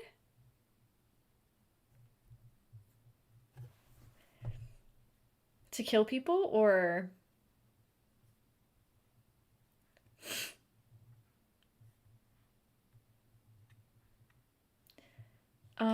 actually, Richard, I don't know. I haven't even looked to see if people gave recommendations yet. Let me check. Where was that?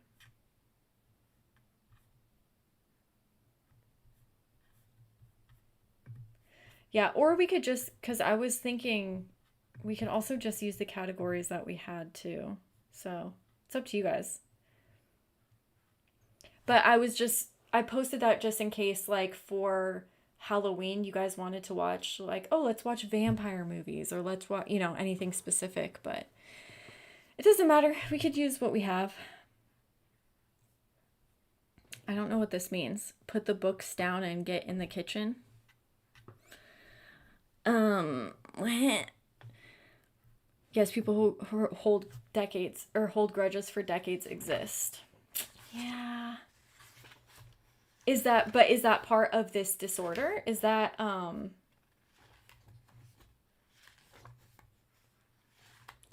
part of, I guess I'm just trying to understand this character's state of mind. Okay, so maybe it's not that they lack emotion. Do they just hold on to negative emotion more?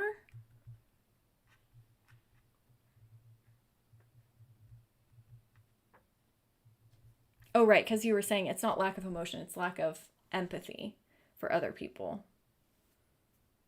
Yeah, I'm trying to keep this straight. Also, this is an interesting line. In the real world, I'd be comfortable, but in prison terms, I'm unimaginably rich. And so I think almost she's kind of like living out this luxurious lifestyle that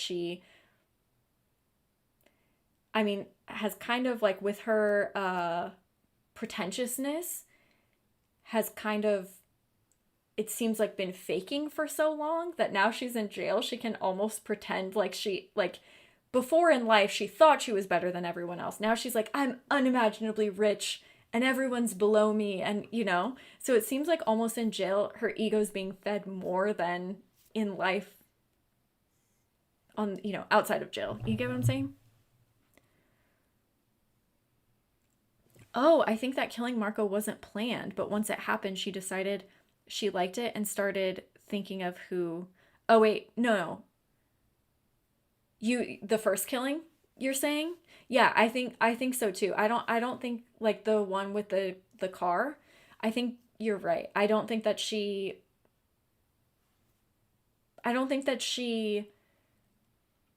planned the first killing. I think it just happened. But also, like, she kills someone and her first thought is, oh, well, I'm just going to take his liver. I don't know. She had to have been curious before, you know? I don't know. Oh, rejection sensitivity. Okay. Marco turned her down multiple times when she was trying to stay faithful to his wife. Yeah. Yeah, yeah, yeah. Okay, rejection sensitivity. That makes so much more sense. And in a way, that's like what she is facing with each of these men. Because with Andrew, she was rejected when she was left for her assistant. With Gil, she was rejected because she was let go from the magazine. With Marco, like you said, it was with his wife. Okay, that actually makes sense. That actually makes sense. So her fear of rejection in some way. Wow. Okay, this is making a lot more sense, and she couldn't bear that. Yes. Yes, constantly putting down his wife. Yeah, yeah, yeah. Okay, this actually makes way more sense too. So then what's up with this dude? Why did she kill, how do you pronounce this? Casimir? Why did she kill him? Because if all of this is about rejection and consuming people, why does she kill this Casimir dude when she didn't eat him? She didn't take anything with her. This one didn't seem pre-planned. Why is she getting a just a lust for murder now? Or what do you guys, what is your reasoning behind, do you think, her killing of this Casimir guy? If that's how you pronounce his name, I don't know. Um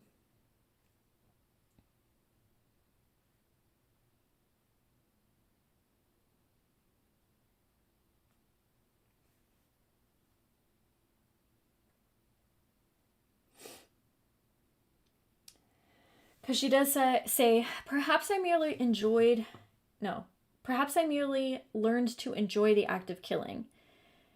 Yet when you do it, you find out that it's truly not all that hard. Once you do it, you find yourself more than capable. You hardly feel bad for the pig. After all, it's scrumptious. She's talking about murdering pigs. But then she says, still, even I have to admit that Casimir was an outlier. His unfortunate demise did not fit the patterns, so why did I do it?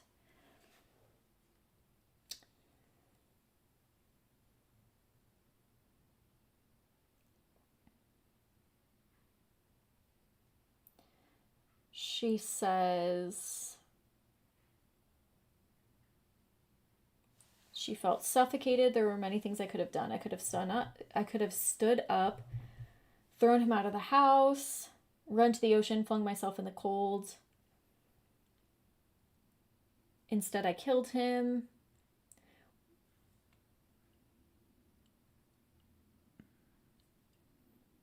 With Casimir, I felt pleasure and power, but I didn't feel the sudden solidification of self that I got from the others. These four men I couldn't live without, and now I don't have to. I am all of them. They are some of me. Killing Casimir was rash and useless. His murder was akin to pulling the wings off a butterfly.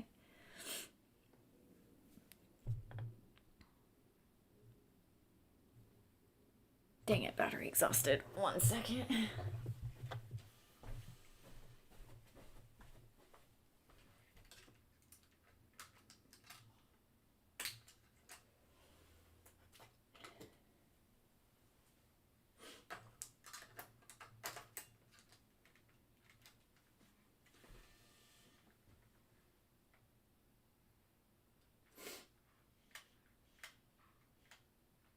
too close. Okay. All right. Sorry about that. Sorry about that. Maybe she started being afraid of getting too close with people after she left Alex. Well, yes, Alex is an important part of the story. Definitely. I mean, that's where it all started. Casimir, she admitted to be spur of the moment thing. She had no prior connections to him. She did say the first time she talked about killing him that seeing the life drain from a man's eyes is rare and something to treasure. So maybe she got a taste for that as well as actually consuming them. Yeah, this is an interesting one. Certainly. It's hard to place because, yeah, I mean, one, we have an unreliable narrator, so it's not like we could really trust her even if she did tell us, but it is interesting that all of these people, and you were saying that rejection sensitivity thing makes perfect sense, especially for all of these other characters and all these men that she's flown across the world to murder and covered her tracks and worked at least enough to get away with it for the time being. So it is interesting that she would be so kind of impulsive and kill him when she didn't have a reason, when she didn't want to eat him. You know, I don't know. Let me see what this says. It wasn't as if I felt guilt. I felt no guilt for stabbing Casimir, no guilt for gutting Giovanni, no guilt for slitting Marco's throat, no guilt for asphyxiating Gil with a fig, no guilt for suffocating Andrew with carbon monoxide. But then we have this, like, no guilt for shoving Liam off a cliff. So then I'm like, wait, are there even more people? Because who the frick is Liam? And then this other guy with the bee sting, I'm like, okay, so there's more people than we're even letting on. So maybe she's just not also being truthful with us. Who knows? I searched the parts of my body where guilt was supposed to live, and I found nothing. Not a whisper, not a peep, not a flicker, not a flutter, not the faintest susurration. No, that's not how you pronounce that. Susurration? Sue? I don't remember. Anyway, of anything even remotely like remorse. So even after killing a man, that's innocent. I mean, none of them, in my opinion, deserve to be murdered. But especially this one random guy, even after killing this random guy, even after going to jail, getting arrested, she still has no remorse.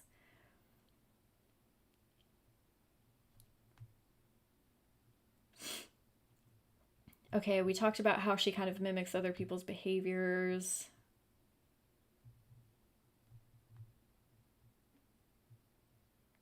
$2.14.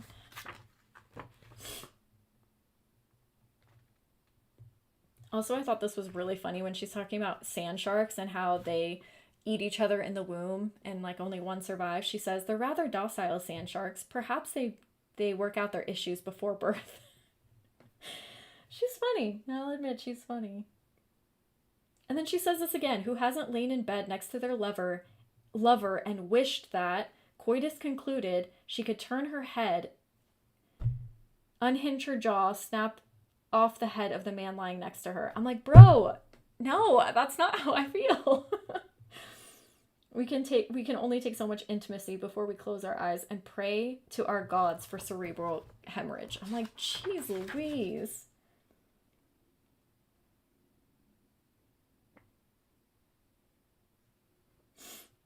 It's not merely that I loved Giovanni, Andrew, Gil, and Marco. It's also that I lost them. And it's not merely that I loved and lost them. It's also that I hated them. As much as they were my lovers, they were my enemies.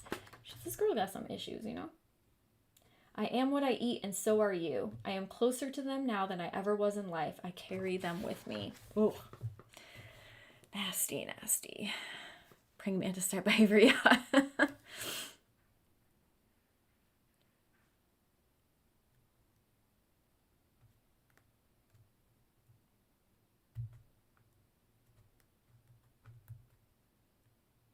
She does want to consume them all the way down. She wants them to belong to her, and I think in a way that no other girl can. Wow. Yeah, that's pretty dark. Love is certainly not enough for this one. And then she goes on to say, Emma is the only person that I loved. She was then the sole person who could hurt me and who could And hurt me she did. Okay, so this is kind of the twist at the end. It's not a twist, but for those of you who haven't read the ending, she thinks that towards the end. Okay, so for those of you who haven't read the book, it starts with the murder of Casimir. She lures him into a house, she stabs him with an ice pick, I think, lights the place on fire, and leaves. So you're like, oh, okay, she's just a typical murderer. But then she's in jail, she's writing the story, and she's like, all right, let me actually tell you like what actually happened.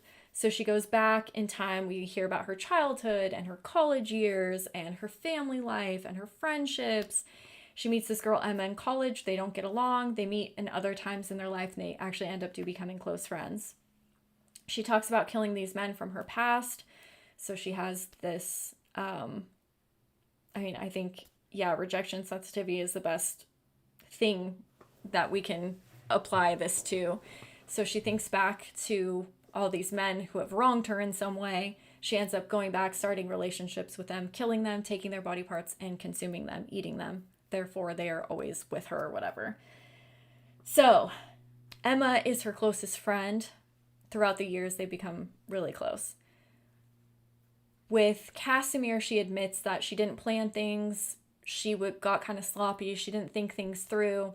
A detective starts coming to her and asking questions about this Casimir guy. And she's like, oh yeah, I slept with him, but like, I don't really know. I don't know what else is going on. And then she starts realizing, wait, how would the detective know that I was linked to them? Because she uses fake names and fake phones, and they're not normal relationships. So she knows that she's been caught. She just doesn't know what that link is that has connected her there. She starts to think that one night her and Emma, they've been drinking, and she's telling her, yeah, these cops are showing up, and one of the guys that I was sleeping with got murdered. And Emma's like, oh, that's crazy. She starts becoming paranoid that she confessed everything to Emma and that Emma went to the cops. So she decides to kill Emma. Oh gosh. When she's talking about Emma, she says, my girlfriends in high school were mostly people that I hated slightly less than everyone else. They were necessary distractions. They were camouflage. Emma was my first, my only true friend. That's why she's so hurt when she thinks that Emma has gone to the police. So she breaks into her house and she's like, you told the police that I confessed to killing this guy. And she hatchets her bed in the dark and then realizes that Emma's not in the bed. And then they arrest her because she broke in and the fire alarms went off. Fire alarms? Burglar alarms? Breaking. She broke into the house and alarms went off and the cops came.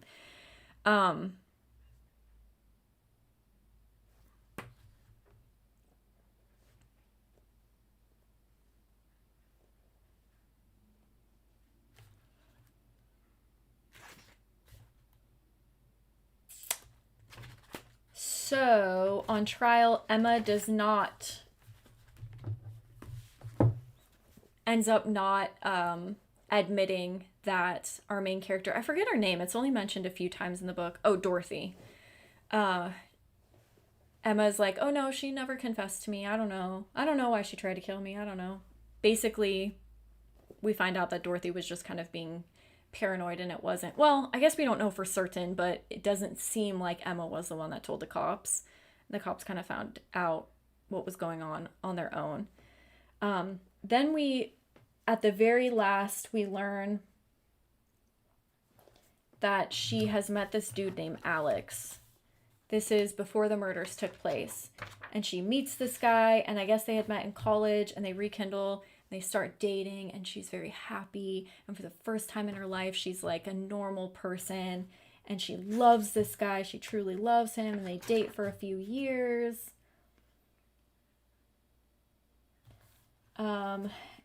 Then he proposes to her, and she says no.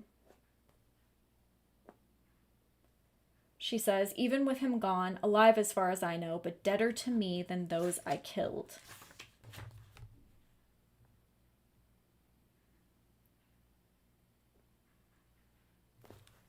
Wait, did I already pass? the point where she... Oh no, yeah. I was in love, blah, blah, blah. Love as much as any human passion made me kill. Love, anger, or sorry.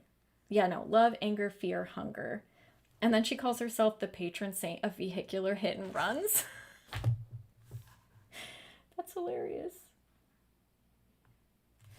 Okay, so Andrew proposes to her, and she says no. She says, Andrew made me a better person, but I didn't like her.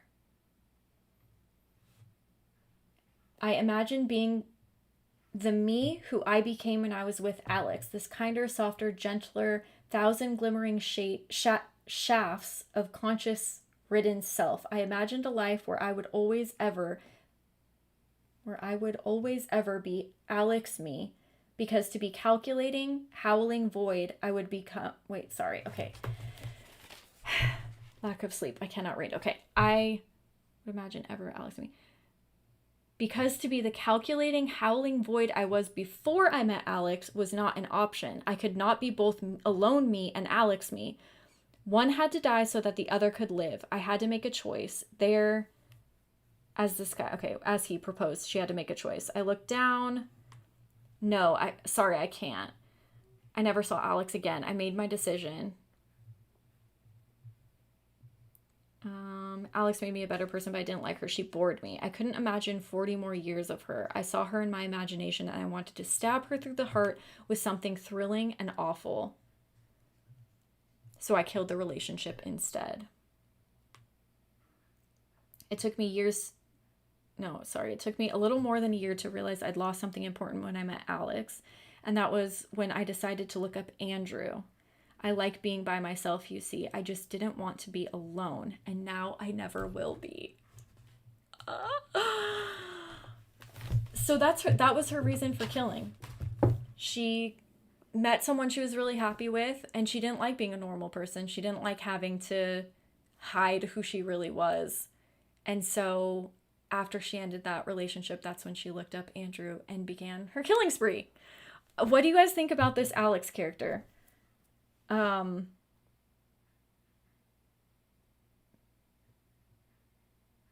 Why was Alex included in the story, and what did he signify to you?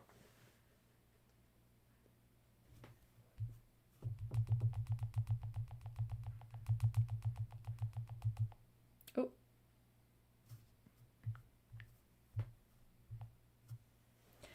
Or did you guys not finish the book? He sucked toes, so he's weird. You know what? I feel like he's probably one of the more normal people in the novel. Oh gosh, for someone as pretentious as her, eating Giovanni's liver with a nice Chianti seemed terribly cliche. Yeah, maybe that's where I got the Hannibal connection. But yeah, how interesting, right? She like finds love. She's in love for the first time. She's happy. And she's like, I don't like this. I don't like who I am with this guy. Dumps him. And then she goes, oh crap, I lost something good. I like being by myself, but I don't want to be alone. So I'm going to go back to all these people who did me wrong and kill them and eat them so that they're with me forever. I don't know, guys. I don't know. And then we kind of get this little thing at the end where she's in group therapy and the therapist says, she's like, oh, I forgive Emma. And the therapist is like, no, Emma didn't do anything wrong. You have to forgive yourself. I feel like that's kind of interesting because she's still also blaming other people, you know what I mean? Like, it's never her fault. She never takes accountability for anything that she's done. And then kind of the last thing that we have is we have a note from Emma that she opens while she's in jail. And it says, dolls, you told me everything. I said nothing, and I never will. Love you to the end, Emma. So even after everything, even after the eating people, the murder, the pushing everyone away, she has made a friend. So that's also kind of interesting. I don't know, for those of you who got to the end, what did you think of the ending?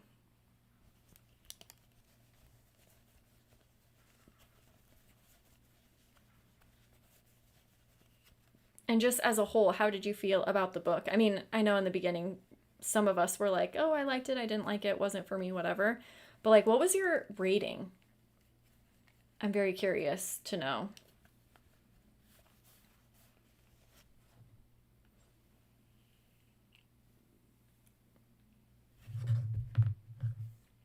Is that already two?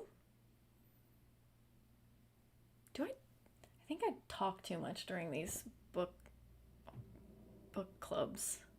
Like, how have I been rambling for 2 hours and I didn't even realize? Ugh.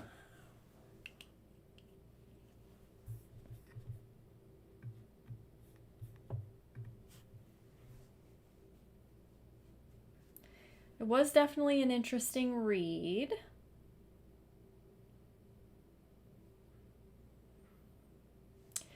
That's why it was so weird, because like it was so interesting but also written in such a mundane, normal way, but also such a weird story that shouldn't have been written like that, you know? Like it was just, it wasn't like a book that I've read before. So I think that's why I enjoyed it. For her being so smart, I was surprised at her receipt being left behind and being paranoid her old roommate ratted her out. Oh yeah, like it was her own. Well, I think it's also because this murder wasn't planned. You know what I mean? Like the other murder she thought about, she at least conspired a little bit and had some idea of what was going on. But with Casimir, she was just like, yeah, I got a nice pick. I'm gonna murder this guy. So I think that's really what led to her downfall. And I think because she slipped up and because she is has such strong emotions to feeling embarrassed or feeling, outed in some way, that she was just trying to pin it on someone else but herself. Like she didn't even want to take accountability for her fuck up. And so it was easier for her to blame Emma than it was to take accountability, I think.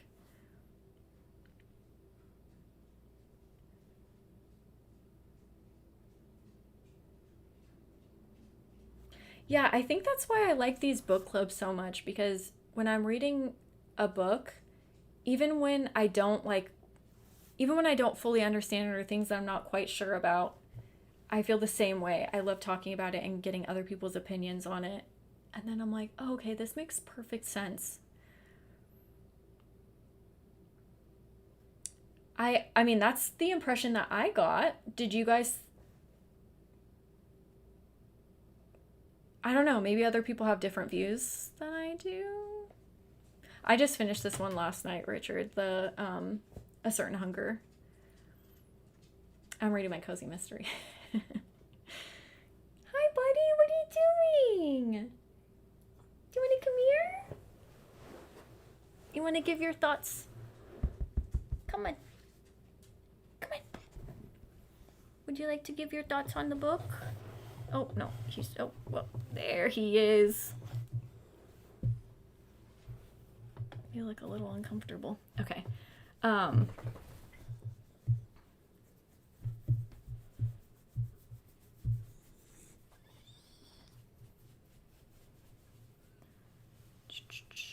I liked it at first, but I definitely struggled to finish it. Felt a bit repetitive closer to the end. Some of the prose left me tired. Yeah, it did. It was like it felt like a dense book, even though the subject matter wasn't dense, which is kind of interesting. I think it was the pretentious way that she wrote that kind of made me be like, all right, enough of this for right now. So yeah, I felt the same way. But I actually did like the ending way more than I thought I would.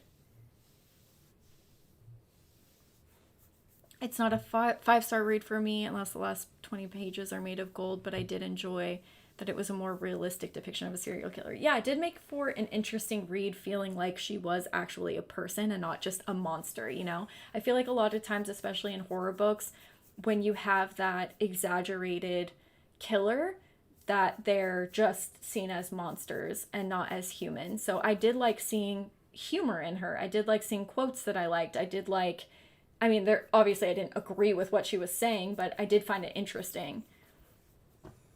I better not score it yet. That's fair. Um, I thought that was why she took him to the stranger's house. See, now I don't know. You're making me question myself. But I guess even if she did plan to kill him, she hadn't planned it out in that she was gonna like eat him the way that the others were. It was definitely more rushed and not 10 years of planning in the making. You know what I mean? At one point, she made a reference to The Sims, just thought that was weird. She didn't strike me as a Sims girl. Oh, I don't remember that. What did she say about The Sims? I may have missed it because I've never like played The Sims. This is Mosley. He's refusing to look at the camera, but he's really cute. And he's my best friend. And he's the best dog in the world. Bye, buddy.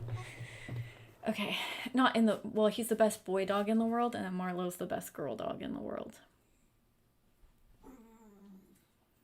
I think she took him to the stranger's house so there would be no ties to her real life. She never told him her real name. Oh, yeah.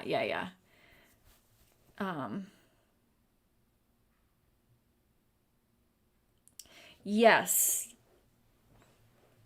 Yeah, they were always meeting at like hotels and stuff. I don't exactly remember. You're making me question myself, so now I don't know 100%. But certainly, even if it was planned, even if she was planning on killing him, which I think it was spur of the moment, but I could be wrong.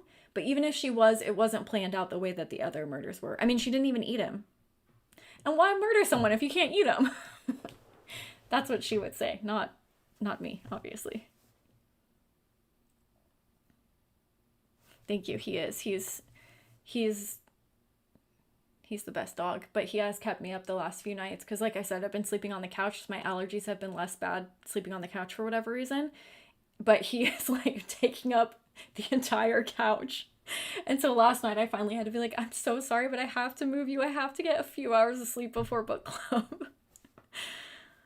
Oh, she just described someone as behaving like a Sims character, and I thought, when the hell did you play The Sims? I think she said something else too. There were a few things that she said that threw me off guard, certainly. That I was like, oh, I would not expect her to say that. Now I can't think of any, and I obviously didn't make notes about it. But, oh yeah. Oh no. Yeah, no, I don't remember. I still have to finish. But the language choices were excellent, and there was a good mix of deranged narcissism and refreshing self-awareness. Oh, interesting. As of now, I'll give it a 3.5 out of 5, but that could change. I Googled it, and other readers agree it was technically unplanned. Okay. Yeah, that's how I read it, but I don't know. Like I said, I could be wrong. I don't even remember at the I mean, it usually does not take me five days to finish a 200-page book, you know? So I don't even really remember the beginning of this one. It was more impulsive. Yeah, even if it was planned, it was definitely more impulsive. Some lines were very clever. Yes, I highlighted probably more in this book than any other book throughout the year. So there were a lot of lines that I'm like, this is good, this is good. I think I'm landing on like a 3.7. I think that's where my rating lands. It's good. It's unique. It's not like anything I read before. I liked the humanization of the killer. And I did like her, even though I know I shouldn't. There were times where she did make me laugh, and I did think that she was funny. But it was such a weird reading experience, and the mundaneness of the story and the pretentiousness did make it feel denser than it actually was. So that's where my rating lies.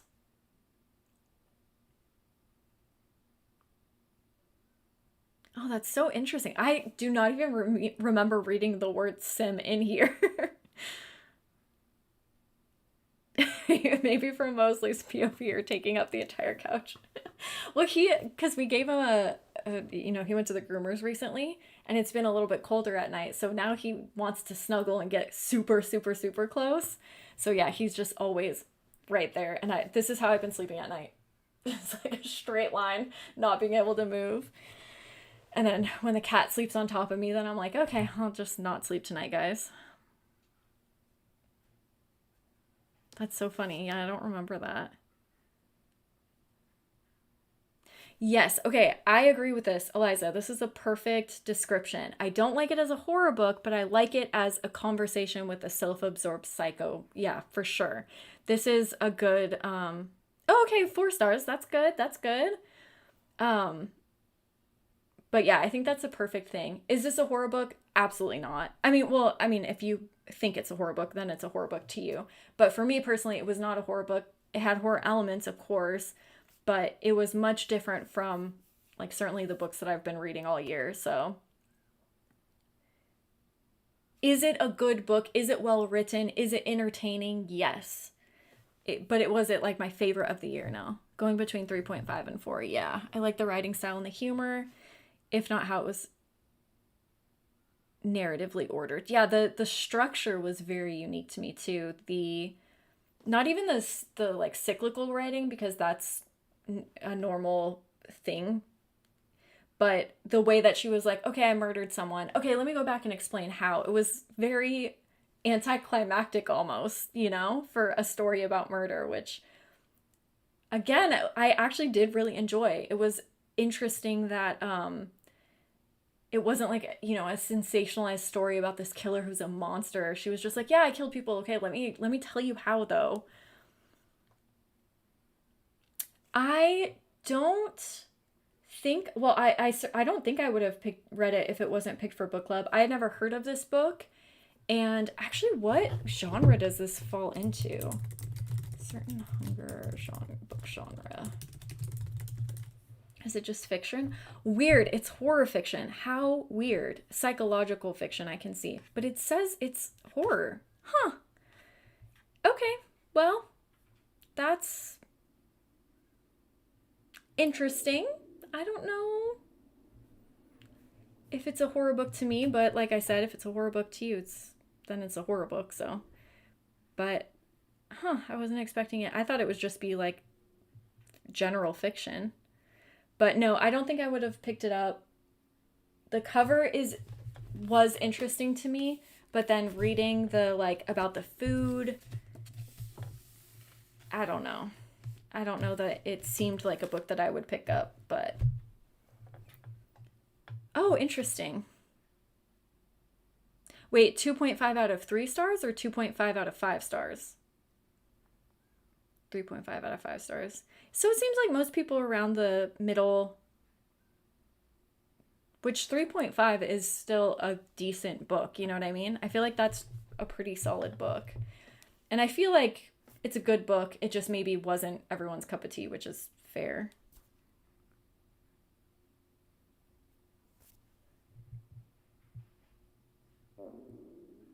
Oh, do you hear my stomach? I'm so hungry. I think it's time for boba. Nat, what do you think? Should I get boba?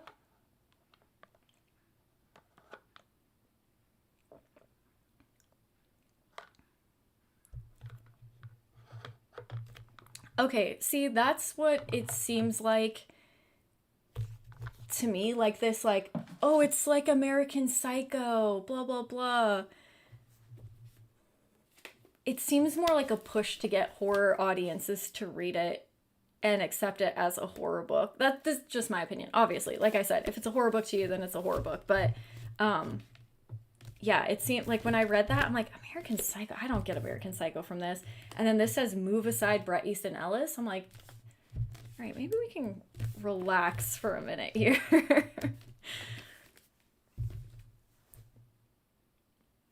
But yeah, I did enjoy it. I would read something else from this author if they wrote something else, I think.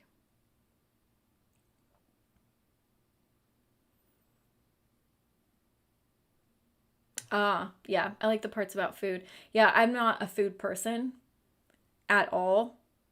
So that's also probably why. Yes, all the boba. Okay, guys, you Everyone, you heard Nat. Everyone has to go and get a boba after book club.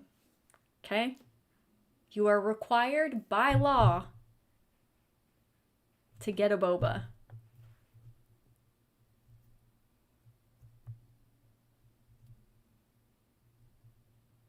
Yes, okay, that's a good thing. Yeah, the cover was intriguing. But yeah, then you read the inside and you're like, oh, okay. I don't know. I don't know about this. Yes, and your UK cover was rough. Actually, I wanted to get this in paperback, and I could get it in paperback on Amazon, but for whatever reason, it was only the UK cover that I could get on paperback. And I was like, I'm paying the extra and getting the hardcover because this cover is way better. You had a boba today! Morty, yes! I'm definitely getting one. I don't know why I'm so hungry. I had Jersey Mike's right before this. So I don't know why I'm so freaking hungry.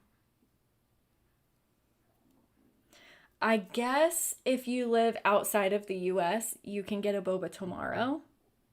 If you're already in bed and it's already like 10 o'clock at night, I'll let that slide. But for everyone in the US, you better get a boba. Wait, you had one too today?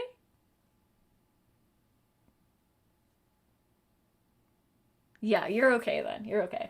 All right, let me get a piece of paper. Dang it, I came unprepared. One second.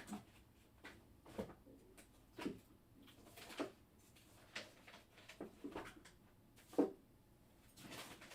my gosh, I cannot find one piece of paper.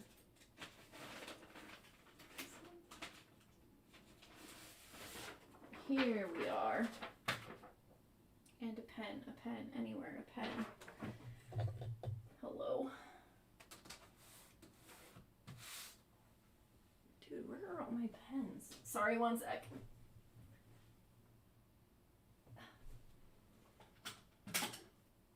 Okay. Ow. All right. Sorry. I had to do some gymnastics to get a pen. Let's talk Dean Koontz books. If you have recommendations now for book club, I will take them.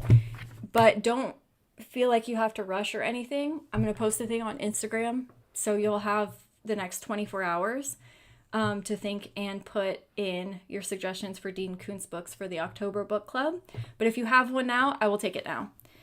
Any ideas? You know, my boba place does have a caffeine-free boba. It's just not as good. Really? Boba's taken over. We have like, in my town, we have like probably 10 boba places just here. But there's one that's superior.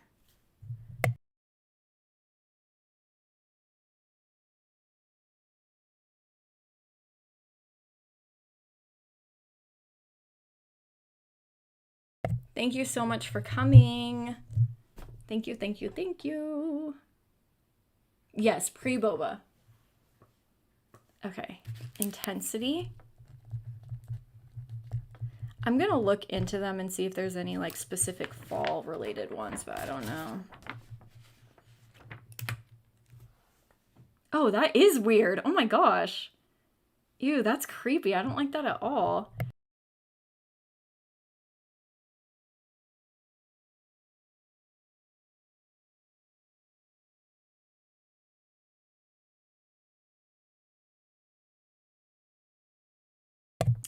Okay, any other book club suggestions besides intensity?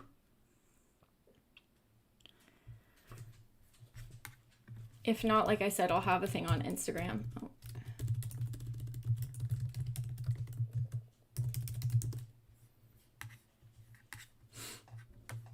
He has 3 million books, so I'm sure he's got some fall ones. Ooh, this one looks creepy. Night Chills? What's that? The fever is spreading. Wait, this sounds good. The fever is spreading, seizing men and women of Black River, plaguing them with night chills, driving them to violent acts of rape and murder. The fever is spreading. Designed by top scientists and unleashed on in a monstrous conspiracy. Its deadly spell can unlock the most frightening potential of the human mind. That sounds kind of interesting. Night chills. Oh.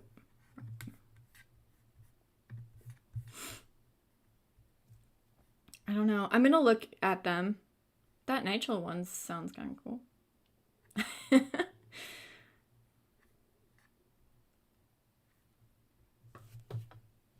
Okay, cool. I'll put a question mark by the night chills. I'll look at reviews and see if it's good. Phantoms. Midnight.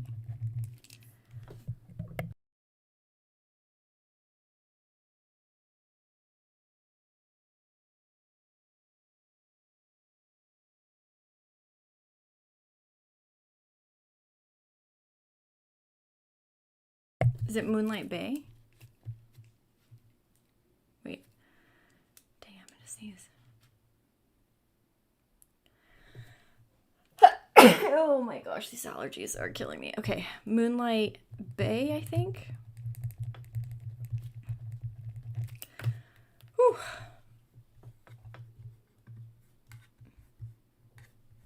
Oh, it says Moonlight Bay series. Maybe that's not the right one. Thank you. Thank you.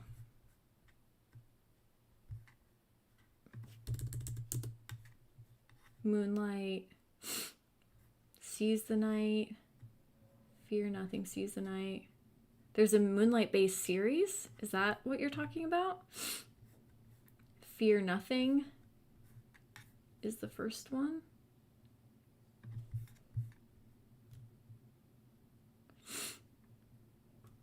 Yeah, that's okay. It is what it is. We'll just pick whatever you guys want to.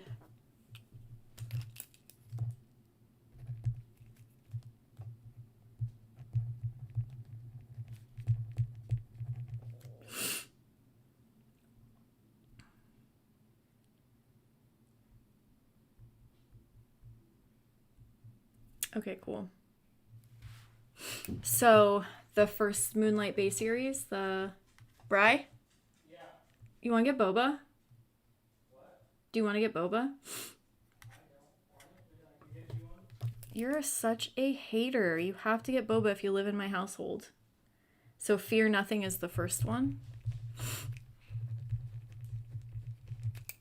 Ooh.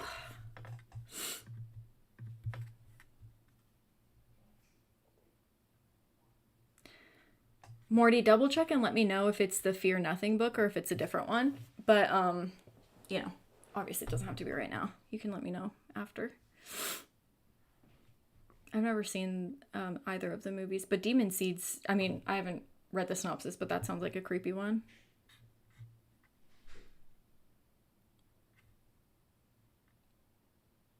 Oh, dang.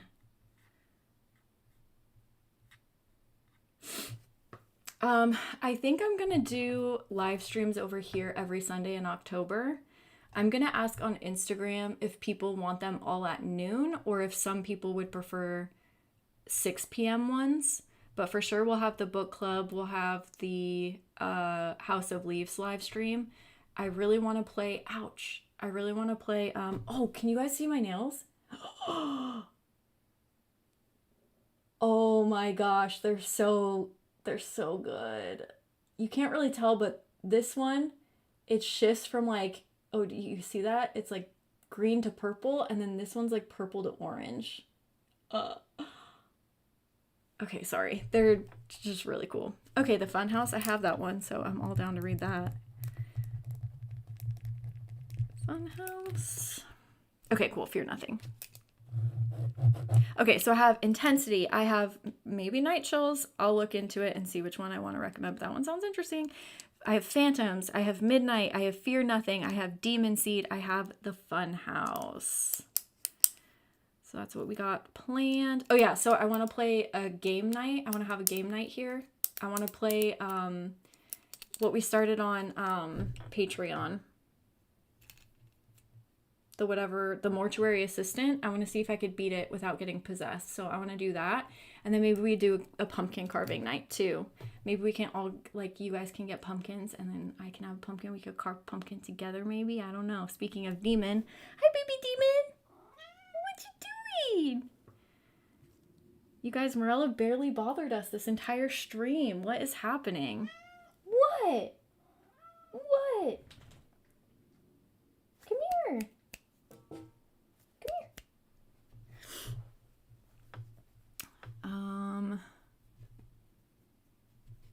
Oh, interesting. Yeah, I haven't seen that movie. The Funhouse. Aren't they so pretty? I'm so ready for October, guys. I'm so excited. And I'm feeling so much better. So I think I'm going to be able to post videos like at least once or twice a week, you know, over here on YouTube. So excited for that. I'm already got videos recorded and stuff, so.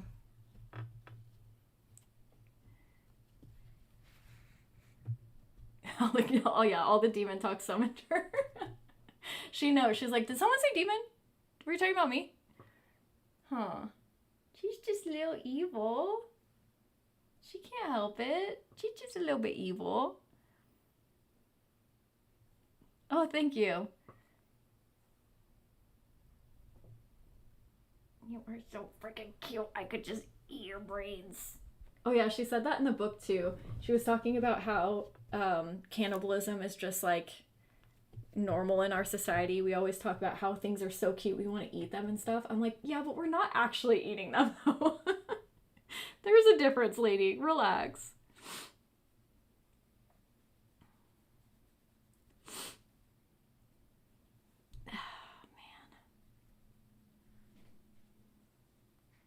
Okay, guys.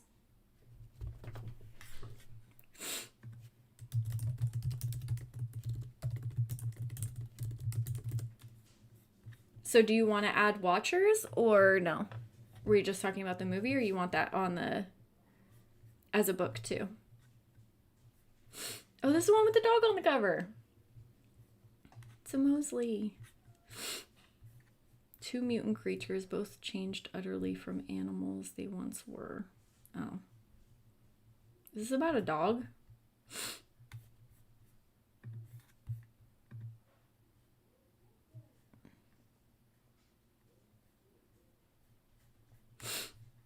Do you want to add that one to the list of recommendations? The Watchers one? Oh my gosh, I seriously need allergy medicine. Hi, buddy, what are you doing? You gonna come back? You want to say bye? Come on.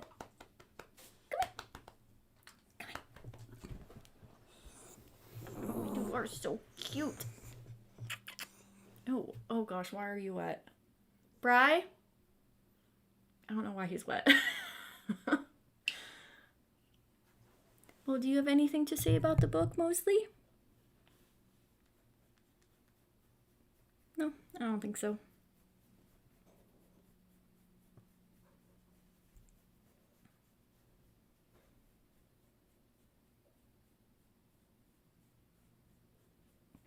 Okay, I'll add that to a list of...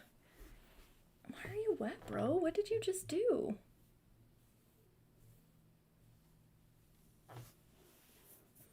I don't know, man.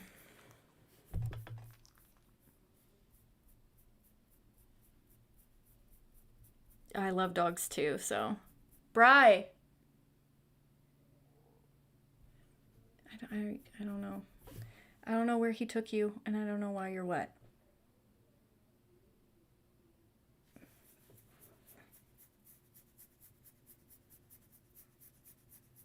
Okay, cool. I will add that one. Watchers.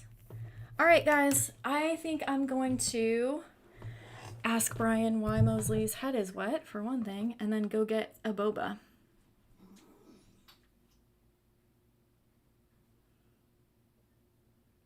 That's good. That's good. We need one. We need one of those in here. And I love dogs in books, but in horror movie or horror books, only if they survive. Huh, Mosley? All right. Well, I have this. I will post on Instagram tonight for anybody else who has a recommendation. And then I will also post a little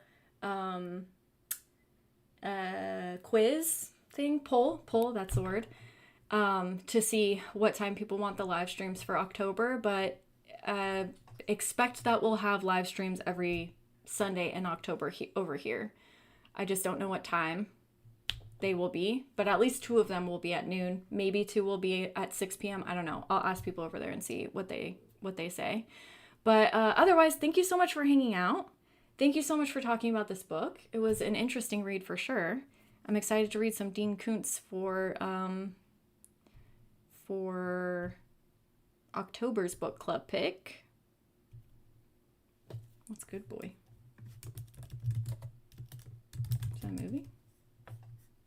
Oh, horror movie. I don't know. I'll wait, and then if somebody, if the dog lives, then maybe I will. That's a really freaking cute dog, though. Freaking cat hair everywhere.